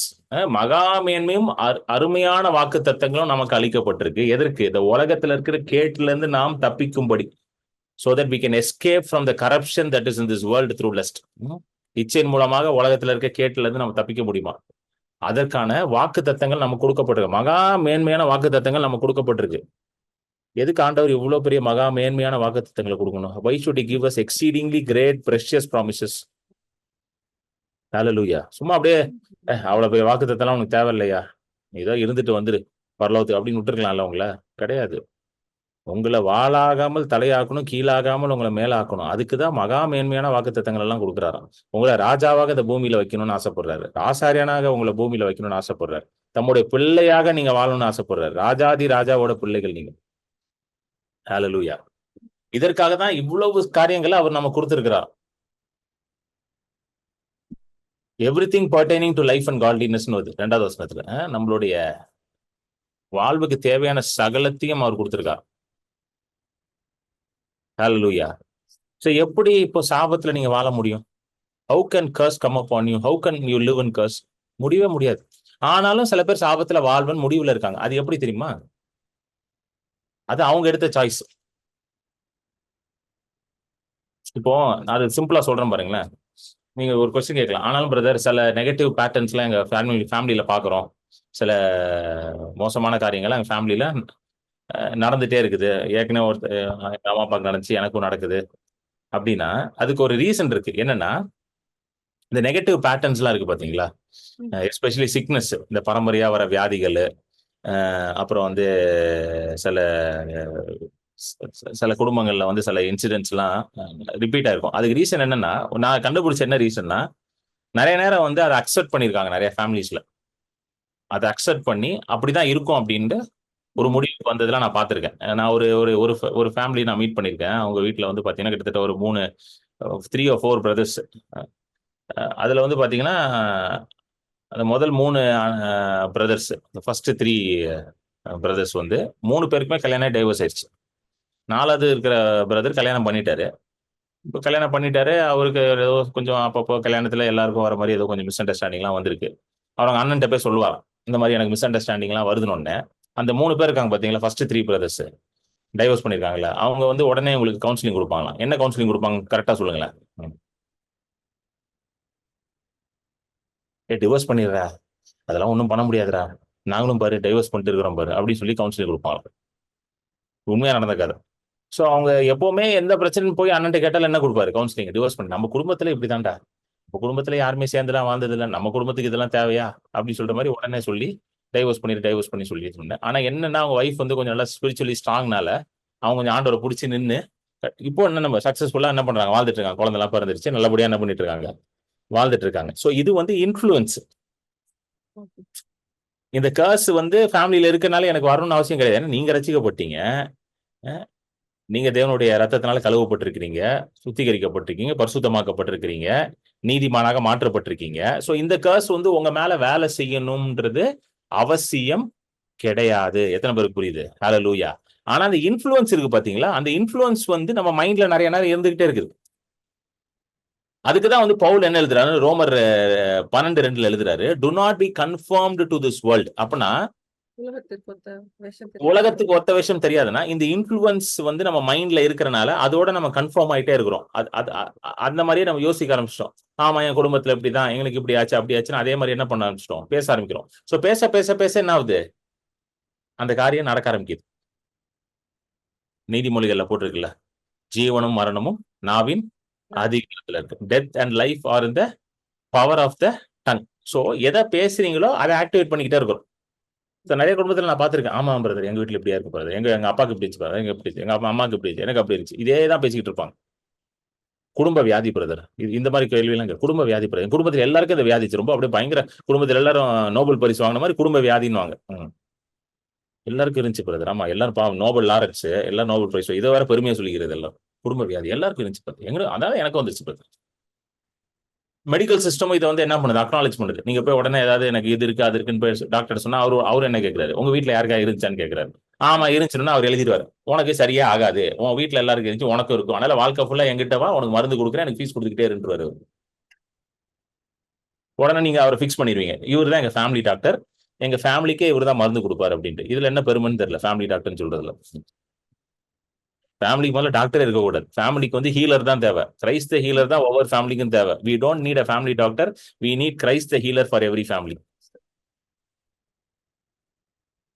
Hallelujah. Amen. So இது வந்து அந்த இன்ஃப்ளூயன்ஸ்னால என்ன ஆகுது, அதை அறிக்கை பண்ணி அதை மைண்ட்ல ஒட்டிக்குது. பாத்தீங்கன்னா எல்லாரும் அதே பேசுறாங்க, குடும்பத்துல அதையே கன்ஃபஸ் பண்றாங்க, அதையே பாக்குறதுனால அது என்ன ஆயிருது, மைண்ட்ல போய் ஸ்ட்ராங்கா உட்காந்துருக்கு. உட்கார்ந்த உடனே அதை கன்ஃபஸ் பண்ணிட்டே இருக்கும். கன்ஃபஸ் பண்ண என்ன ஆகுது, அது மேனிஃபெஸ்ட் ஆகுது. அதனாலதான் நிறைய கிறிஸ்தவர்கள் ரட்சிக்கப்பட்டு எல்லாம் அந்நிய பாஷையெல்லாம் பேசுவாங்க. ஆனாலுமே என்ன ஆகும், சில காரியங்கள்ல சிக்கி கொண்டிருக்கிறது காரணம் தே ஸ்ட்ராங்லி பிலீவ் தீஸ் திங்ஸ். அதுல இருந்து அவங்க வெளியே வராமையே இருப்பாங்க. புரியுதுங்களா? Now you understand. இதுல இருந்து நம்ம கான்சியஸா ஒரு ஒரு எஃபோர்ட் போட்டு வெளியே வரணும். என்ன சொல்லணும்? இல்ல, நான் வந்து சபிக்கப்பட்டவன் கிடையாது, இந்த சாபம் முடிஞ்சிருச்சு, எங்க அப்பா அம்மா மேல இருந்தது எதுவுமே என் மேல கிடையாது. ஏன்னா வேதம் தெளிவா போட்டிருக்கு, நம்ம எல்லாரும் மறுபடியும் பிறந்திருக்கிறோம். அழிவில்லாத வித்து. எந்த வித்து? தேவனுடைய வசனமாகி அழிவில்லாத வித்தினால. 2 பேதுரு 1 பேதுருல வருதுல்ல, அந்த வசனத்தை போடுங்க. First Peter chapter 1 verse 20 to 23. 1 பேதுரு 1 22 23. அழிவுள்ள வித்தின் 22 23ங்களா? ஆமா ஆமா. ஆகையால் நீங்கள் மாயமற்ற சகோதர சிநேகம் உள்ளவர்கள் ஆகும்படி ஆவியினாலே சத்தியத்திற்கு கீழ்ப்படிந்து உங்கள் ஆத்துமாக்களை சுத்தமாக்கி கொண்டவர்களாய் இருக்கிறபடியால் சுத்த இருதயத்தோட ஒருவரில் ஒருவர் ஊக்கமாய் அன்பு கூறுங்கள். அழிவுள்ள வித்தினாலே அல்ல, என்றென்றைக்கும் நிற்கிறதும் ஜீவனுள்ளதுமான தேவ வசனமாகிய அழிவில்லாத வித்தினாலே மறுபடியும் ஜெனிப்பிக்கப்பட்டிருக்கிறீர்களே.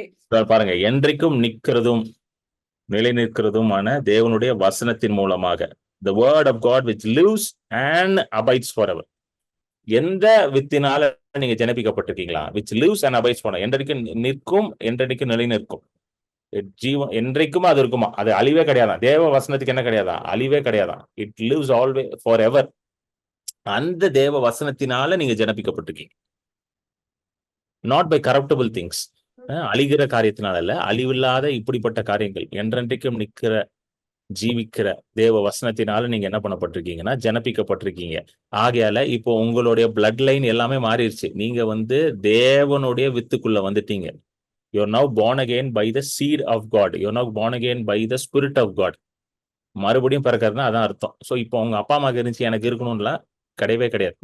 ஆனாலும் சில ஃபேமிலிஸ்ல ஏன் அதை ஃபேஸ் பண்றாங்கன்னா, அதை பார்த்து பார்த்து பார்த்து பார்த்து வளர்ந்ததுனால அது இன்ஃப்ளூயன்ஸ் அவங்க மைண்டுக்கு உள்ள வந்துருது. அதே பார்க்கறது, அதே பேசுறது, அதே பார்க்கறது, அதே பேசுறது. இப்ப இது வர நம்ம சொல்றது, எங்க அப்பா மாதிரியே, எங்க அம்மா மாதிரியே, எங்க அப்பா மாதிரியே, எங்க அம்மா மாதிரியே, எங்க தாத்தா மாதிரியே.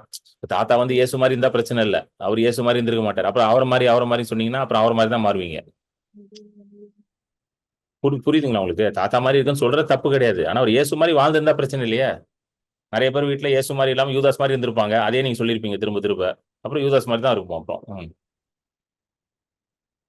ஹல்லேலூயா. அந்த இன்ஃப்ளூயன்ஸ்னாலதான் இந்த சிக்கலே வருது. இதுலதான் நிறைய பேர் மாட்டிக்கிறாங்க. மாட்டிக்கிட்டு தே ஸ்டார்ட் பிலீவிங், ஆமா சாபம் இருக்குது, ஆமா சாபம் இருக்குது, ஆமா சாபம் இருக்கு. பாருங்க, உலகத்துல இருக்காதவங்க கூட, சரி உலகத்துல இருக்கிறவங்க கூட கொஞ்சம் சுப்பீரியரா சில விஷயங்கள் தெரியுது. நேத்து வந்து இவரோட ஸ்பீச் நான் பார்த்துட்டு இருந்தேன். பார்லிமெண்ட்ல வந்து நேத்து அப்போசிஷன் லீடர் ராகுல் காந்தி பேசினாரு. அதுக்கப்புறம் ராஜா டிஎம்கே லீடர் பேசுறாரு. அவர் ஒரு காரியம் சூப்பரா சொன்னார். அவர் ரொம்ப நல்லா இருந்துச்சு அவர் சொன்னது. அது என்ன சொன்னார்னா, எங்களுடைய தாத்தாலாம் படிக்கல, இப்படியே சொன்னார். என் தாத்தாலாம் படிக்கல, நான் வந்து ரொம்ப ரொம்ப சொசைட்டிலே கீழே இருந்தேன், நான் ரொம்ப படிக்காதவங்க. பொழப்புக்காக எங்க தாத்தாலாம் ஸ்ரீலங்காக்கு போனாரு லேபரரா. ஆனா இன்னைக்கு நான் படிச்சிருக்கிறேன், என் பொண்ணு வந்து லண்டன்ல படிக்கிறா. அதுக்கு காரணம் வந்து இந்த பெரியாரோட சிந்தனைகள், திராவிடியன் ஐடியாலஜி, இதெல்லாம்னாலதான் நாங்கெல்லாம் வளர்ந்தோம் அப்படின்னாரு. அப்ப நான் அதை பார்க்கும்போது ஒரு விஷயம் புரிஞ்சேன். அவங்க தாத்தா படிக்கல, ஆப்வியஸ்லி அவங்க அப்பா என்ன படிச்சிருப்பான்னு தெரியல. ஆனா இவருக்குள்ள ஒரு வெறி என்னன்னா, நான் நல்லா இருக்கணும், என்னோட என் புள்ள நல்லா இருக்கணும் ஒரு வெறி இருக்குது. பாருங்க, கர்த்தர் யாரே தெரியாது. இவங்க எல்லாம் வந்து திராவிட கழகம், இவங்க கடவுளே இல்லைன்னு சொல்றாள். இவனுக்குள்ளேயே இவ்வளவு பெரிய இது வேலை செய்யுது. நான் நல்லா இருப்பேன், நான் கீழே இருக்க மாட்டேன். அவர் சொல்றாரு, எங்க தாத்தா படிக்கல, அவர் லேபரரா இருந்தார், ஸ்ரீலங்கால போய் வேலை பார்த்துட்டு வந்தார், பிழைக்கிறதுக்காக போனார், அவர் பஞ்சம் பிழைக்கிறதுக்காக. இப்படிப்பட்ட குடும்பத்துல இருந்து வந்தவன் நான் இன்னைக்கு அப்போசிஷன் பெஞ்ச்ல பார்லிமெண்ட்ல உட்கார்ந்து இருக்கிறேன். இது எவ்வளவு பெரிய விஷயம் அப்படின்றாரு. நான் யோசிச்சேன், எடப்பாவி, நம்ம சொல்ல வேண்டிய டைலாக் எல்லாம் இவங்க சொல்லிட்டு இருக்கானுங்க அப்படின்ட்டு. ஏன்னா அவருக்கு தெரிஞ்சிருச்சு ஒண்ணு. என்ன தெரிஞ்சிருச்சு? மனுஷனால முடியாத ஒண்ணும் கிடையாது. ஏன் மனுஷனால முடியாத ஒண்ணும் கிடையாது நான் சொல்றேன்னா, நீங்க தப்பா எடுத்துக்க கூடாது. விழுந்து போன மனுஷனும் தேவனோட சாயல்ல தான் உண்டாக்கப்பட்டிருக்கான். கரெக்டா? அவனுக்குள்ளேயும் தேவனோட சாயல் வேலை பண்ணுது. அவனுக்குள்ளேயும் தேவனுடைய சில குணாதிசயங்கள் அவனுக்குள்ளேயும் வேலை செய்யுது. அதனாலதான் பாருங்க, நிறைய பேர் வந்து அந்த அந்த இதை வச்சு யூஸ் பண்ணி, ஆண்டவர் கொடுத்த டேலண்ட்டை யூஸ் பண்ணி மேல வந்துடுறாங்க. அவன் நம்புறான். அவரு ராஜா நினைச்சிருக்கலாம், இல்ல நான் ரொம்ப தாழ்த்தப்பட்ட ஜாதியில இருந்து வந்திருக்கிறேன், ரொம்ப கீழே இருக்கிறேன், என்னால முடியாது, நான் இப்படியே தான் இருக்கணும் அப்படின்னு நினைச்சிருக்கலாம்ல. இல்லையா, அவர் அப்படி நினைக்கலையா? அவர் நல்லா படிக்கிறாரு, அவர் நல்லா படிச்சு பார்லிமெண்ட்டுக்கு போறாரு, பிள்ளைய கொண்டு போய் லண்டன்ல படிக்க வைக்கிறோம். இல்ல, நான் இருக்க மாட்டேன், இப்படி இருக்க மாட்டேன், நான் வாழாக இருக்க மாட்டேன், தலையா தான் இருப்பேன்னு அவர் முடிவு பண்றாரு. இந்த முடிவை இன்னைக்கு நம்ம ஒவ்வொருத்தரும் எடுக்கணும். அவர் வந்து ஒரு உலகத்துல இருக்க தலைவரோட பேரை சொல்றாரு, பெரியாருன்றாரு, அதுன்றாரு, இதுன்றாரு. நமக்கு இருக்கிற தலைவர் எப்படிப்பட்ட தலைவருங்க? நம்ம தலைவர் யாரு? இயேசு கிறிஸ்து. நம்ம தலைவரோட பெரிய தலைவர் யாரா இருக்காங்களா அந்த உலகத்துல? சொல்லுங்க. இயேசு கிறிஸ்துவ தலைவராக நம்ம வச்சிருக்கிறோம். அப்ப நம்ம எப்படிங்க வாளா இருக்க முடியும்? நம்ம எப்படிங்க சாபத்துல வாழ முடியும்? நம்ம எப்படிங்க கீழே இருக்க முடியும்? நம்ம மேலதான் இருக்கணும். இந்த மைண்ட் செட்டை ஃபர்ஸ்ட் உள்ள பில்ட் பண்ணுங்கன்ற. அதனாலதான் ரோமர் 12:2 ரொம்ப முக்கியமான வசனம். இந்த உலகத்திற்கு ஒத்த வேஷம் தெரியாமல், ஹalleluya, do not be conformed to this world. உங்கள் மனம் புதிதாகிறதுனாலே மறுரூபம் ஆகுங்கள். But be transformed by the renewing of your mind. ஆமென். அந்த வசனத்தை போடுங்க. டிரான்ஸ்ஃபர்மேஷன் மைண்ட்ல ஃபர்ஸ்ட் நடக்கணும். டிரான்ஸ்ஃபர்மேஷன் நடக்கணும் வாழ்க்கையில. எப்படி? ரினியூவல் ஆஃப் மைண்ட் நடக்கும்போது டிரான்ஸ்ஃபர்மேஷன் நடக்குது வாழ்க்கையில. அப்பதான் தேவனுடைய நன்மையும் பிரியமும் பரிபூர்ண சித்தம் இன்னதென்று நீங்க பகுத்தறிவ முடியுமா? உலகத்தை போல யோசிச்சுட்டே இருந்தீங்கன்னு வச்சுக்கோங்களேன். இன்னைக்கு நம்ம உலகத்தை போல யோசிக்கல. உலகத்தை போல யோசிச்சா கூட பரவாயில்ல போலயே. மதத்தை கிறிஸ்துவ மதத்துல சொல்றதை யோசிச்சு, மதத்துல என்ன சொல்றான்? சாபம் இருக்குது, அது இருக்குது, இது இருக்குன்னு அதை உட்காந்து யோசிச்சுக்கிட்டு இருக்கீங்க. உலகத்துல இருக்கவங்க கூட சாபத்தெல்லாம் ஓரமா வச்சுட்டு நல்லா படி, நல்லா இதை பண்ணு, மேல வந்துடலான்னு படிச்சு மேல வந்துடுறான். எப்படியாது நம்மளுங்க சாபம் இருக்கு, அது இருக்குது, இது இருக்குது, எப்ப பார்த்தாலும் இதேதான் பேசிக்கிட்டு இருப்பாங்க. சொல்லுங்க, இனிமேல் நான் என்னோட வாயிலிருந்து சாபமான வார்த்தைகளை பேச மாட்டேன்னு ஒரு முடிவு எடுங்க. ஆமென். என்ன பார்த்து அப்படிப்பட்ட வார்த்தைகளை நான் பேச மாட்டேன்ட்டு. இஸ்ரேல் ஜனங்களுக்கு இதே பிரச்சனை தான். நமக்கு இருக்கிற ஒரு பெரிய எக்ஸாம்பிளே இஸ்ரேல் ஜனங்க தான். ஹீப்ரூஸ்ல எழுதியிருக்கு அவங்கள பத்தி. எபிரேயர் 4 எடுங்க. எபிரேயர் 4:2, ஹீப்ரூஸ் 4:2.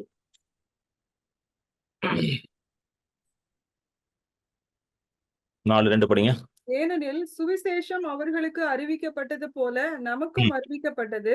கேட்டவர்கள் விசுவாசம் இல்லாமல் கேட்டபடியினால் அவர்கள் கேட்ட வசனம் அவர்களுக்கு பிரயோஜனப்படவில்லை. பாருங்க, சுவிசேஷம் நமக்கு அறிவிக்கப்பட்டது போல அவர்களுக்கும் அறிவிக்கப்பட்டுதான். யாருக்கு? இஸ்ரேல் ஜனங்க அறிவிக்கப்பட்டது. அவங்களுக்கு என்ன சுவிசேஷம் அறிவிக்கப்பட்டுச்சு? ஆண்டவர் சொல்றாரு, நான் வந்து உன்னை எகிப்துல இருந்து வெளியே கொண்டு போய் கானானியர், அமோனியர், மோவாபியர் இருக்கிற அந்த தேசத்துல அவர்களை துரத்திட்டு உன்னை உட்கார வச்சிருவேன். அந்த தேசம் எப்படிப்பட்ட தேசமா இருக்குமா? பாலும் தேனும் ஓடுகிற நலமும் விசாலமா இருக்கிற தேசம்ன்றார். It is a good land அப்படின்றார். நலமும் விசாலமா இருக்கிற பாலும் தேனும் ஓடுற தேசமா யாத்ராகமத்துல சொல்றார். இதுக்காகவே நான் வந்திருக்கேன்றார். நான் இறங்கி வந்திருக்கேன்றார் ஆண்டவர். கம் அப்படின்றார். இதுதான் அவங்களுக்கு சொல்லப்பட்ட நற்செய்தி. இதை போய் சொல்லுன்றார் மோசேட்ட. போய் ஆண்டவர் போய் சொல்லு, என் ஜனங்கள்கிட்ட சொல்லு, நான் அவங்களை கொண்டு வெளியே கொண்டு வர போறேன் அப்படின்றார். ஆபிரகாமுக்கு நான் உடன்படிக்கை பண்ணியிருக்கிறேன், நான் வெளியே கொண்டு வருவேன், கொண்டு வந்து இவங்களை நல்ல தேசத்துல வைப்பேன் அப்படின்னு சொல்றாரு. அதை வந்து அவங்க நம்பலையா. அப்படின்னு போட்டிருக்காங்க. என்ன போட்டிருக்கு படிங்க சிஸ்டர். அதே வசனம் தான். 2. சுவிசேஷம் ஏனெனில் சுவிசேஷம் அவர்களுக்கு அறிவிக்கப்பட்டது போல நமக்கும் அறிவிக்கப்பட்டது. கேட்டவர்கள் விசுவாசம் இல்லாமல் கேட்டபடியினால் கேட்ட வசனம் அவர்களுக்கு பிரயோஜனப்படவில்லை. கேட்ட வசனம் பிரயோஜனப்படலையா? வசனத்தெல்லாம் கேட்டானுங்க, ஆனா பிரயோஜனப்படலை. ஏன்னா விசுவாசம் இல்லாம கேட்டுட்டாங்க. இங்கிலீஷ்ல ரொம்ப அழகா வருது, நாட் பீங் மிக்ஸ்ட் வித் ஃபெய்த்னு வருது. அந்த மிக்ஸ்ட் வார்த்தை ரொம்ப அழகான வார்த்தை. Not being mixed with faith in those who hurt it. அப்படின்னா கேட்ட வார்த்தையை எடுத்து விசுவாசத்தோட சேர்த்து கலக்கணும், மிக்ஸ் பண்ணணும். விசுவாசம் கேட்கறாங்க, எல்லாத்தையும் கேட்டுட்டு, ஆனா என்ன இல்ல, விசுவாசத்தோட சேர்த்து கலக்கல. அது அப்படியா? பாப்போம் கூட்டு போறாருன்ட்டு. அதனாலதான் 40 வருஷம் சுத்தி சுத்தி சுத்தி கடைசியில வனாந்தரத்திலே செத்து போனானுங்க. சோ இன்னைக்கும் ஆண்டவர் நமக்காக வச்சிருக்கிற பெரிய பெரிய ஆசீர்வாதங்களை, பெரிய பெரிய வாக்குத்தத்தங்களை எடுத்து விசுவாசத்தோட சேர்த்து கலக்கணும்னா ஆண்டவர் நமக்காக வச்சிருக்கிற எல்லாத்தையும் நம்ம சுதந்திரத்துக் கொள்ள முடியும். அதனாலதான் பேதுரு எழுதுறார், நமக்காக அவ்வளவு பெரிய வாக்குத்தத்தங்களை வச்சிருக்கிறார், மேன்மையான வாக்குத்தத்தம், எக்ஸீடிங்லி கிரேட் பிரஷியஸ் ப்ராமிசஸ். இதெல்லாம் எடுத்து படிச்சு, பைபிள்ல கிட்டத்தட்ட 5000 இருந்து 7000 வாக்குத்தத்தங்கள் இருக்குன்றாங்க. அரௌண்ட் 5000 to 7000 ப்ராமிசஸ் இருக்கான். எல்லாத்தையும் எடுத்து படிச்சு, இது எனக்காக ஆண்டவர் சொல்லியிருக்காரு, ஒவ்வொன்றும் எனக்கு தான் சொல்லியிருக்கான்னு சொல்லி விசுவாசத்துல அதை கலக்கும் பொழுது அதை நீங்க பெற்றுக்கொள்வீங்க, அதை நீங்க வந்து சுதந்திரத்துக் கொள்வீங்க. இதை தான் நம்ம செய்யணும். அதை விட்டுட்டு பாவம் இருக்கு, அது இருக்குன்னு சொல்லிட்டு இருக்க கூடாது உட்காந்து. ஏன்னா நம்ம என்ன பேசுறோமோ அதுதான் நடக்கும். Thank you father. நன்றி ஆண்டவரே. இன்றைக்கு நீங்க எங்களோட பேசுனதுக்காக நன்றி. ஒவ்வொருத்தரோட இருதயத்திலேயே ஆண்டவரே நீங்க இடைப்பட்டிருக்கீங்க. அதுக்காக நன்றி. இப்பொழுது நான் விசுவாசிக்கிறேன், எல்லாரும் சுகமாயிட்டாங்க. இயேசுவின் நாமத்தில் நான் கட்டளையிடுகிறேன், எல்லாம் நீங்க சுகமாயிட்டீங்க. உங்க குடும்பத்துல எல்லாருக்கும் சுகம் உண்டாயிருச்சு. அவருடைய சரீரம் அவருடைய ரத்தத்தினால விடுதலை உண்டாயிருச்சு.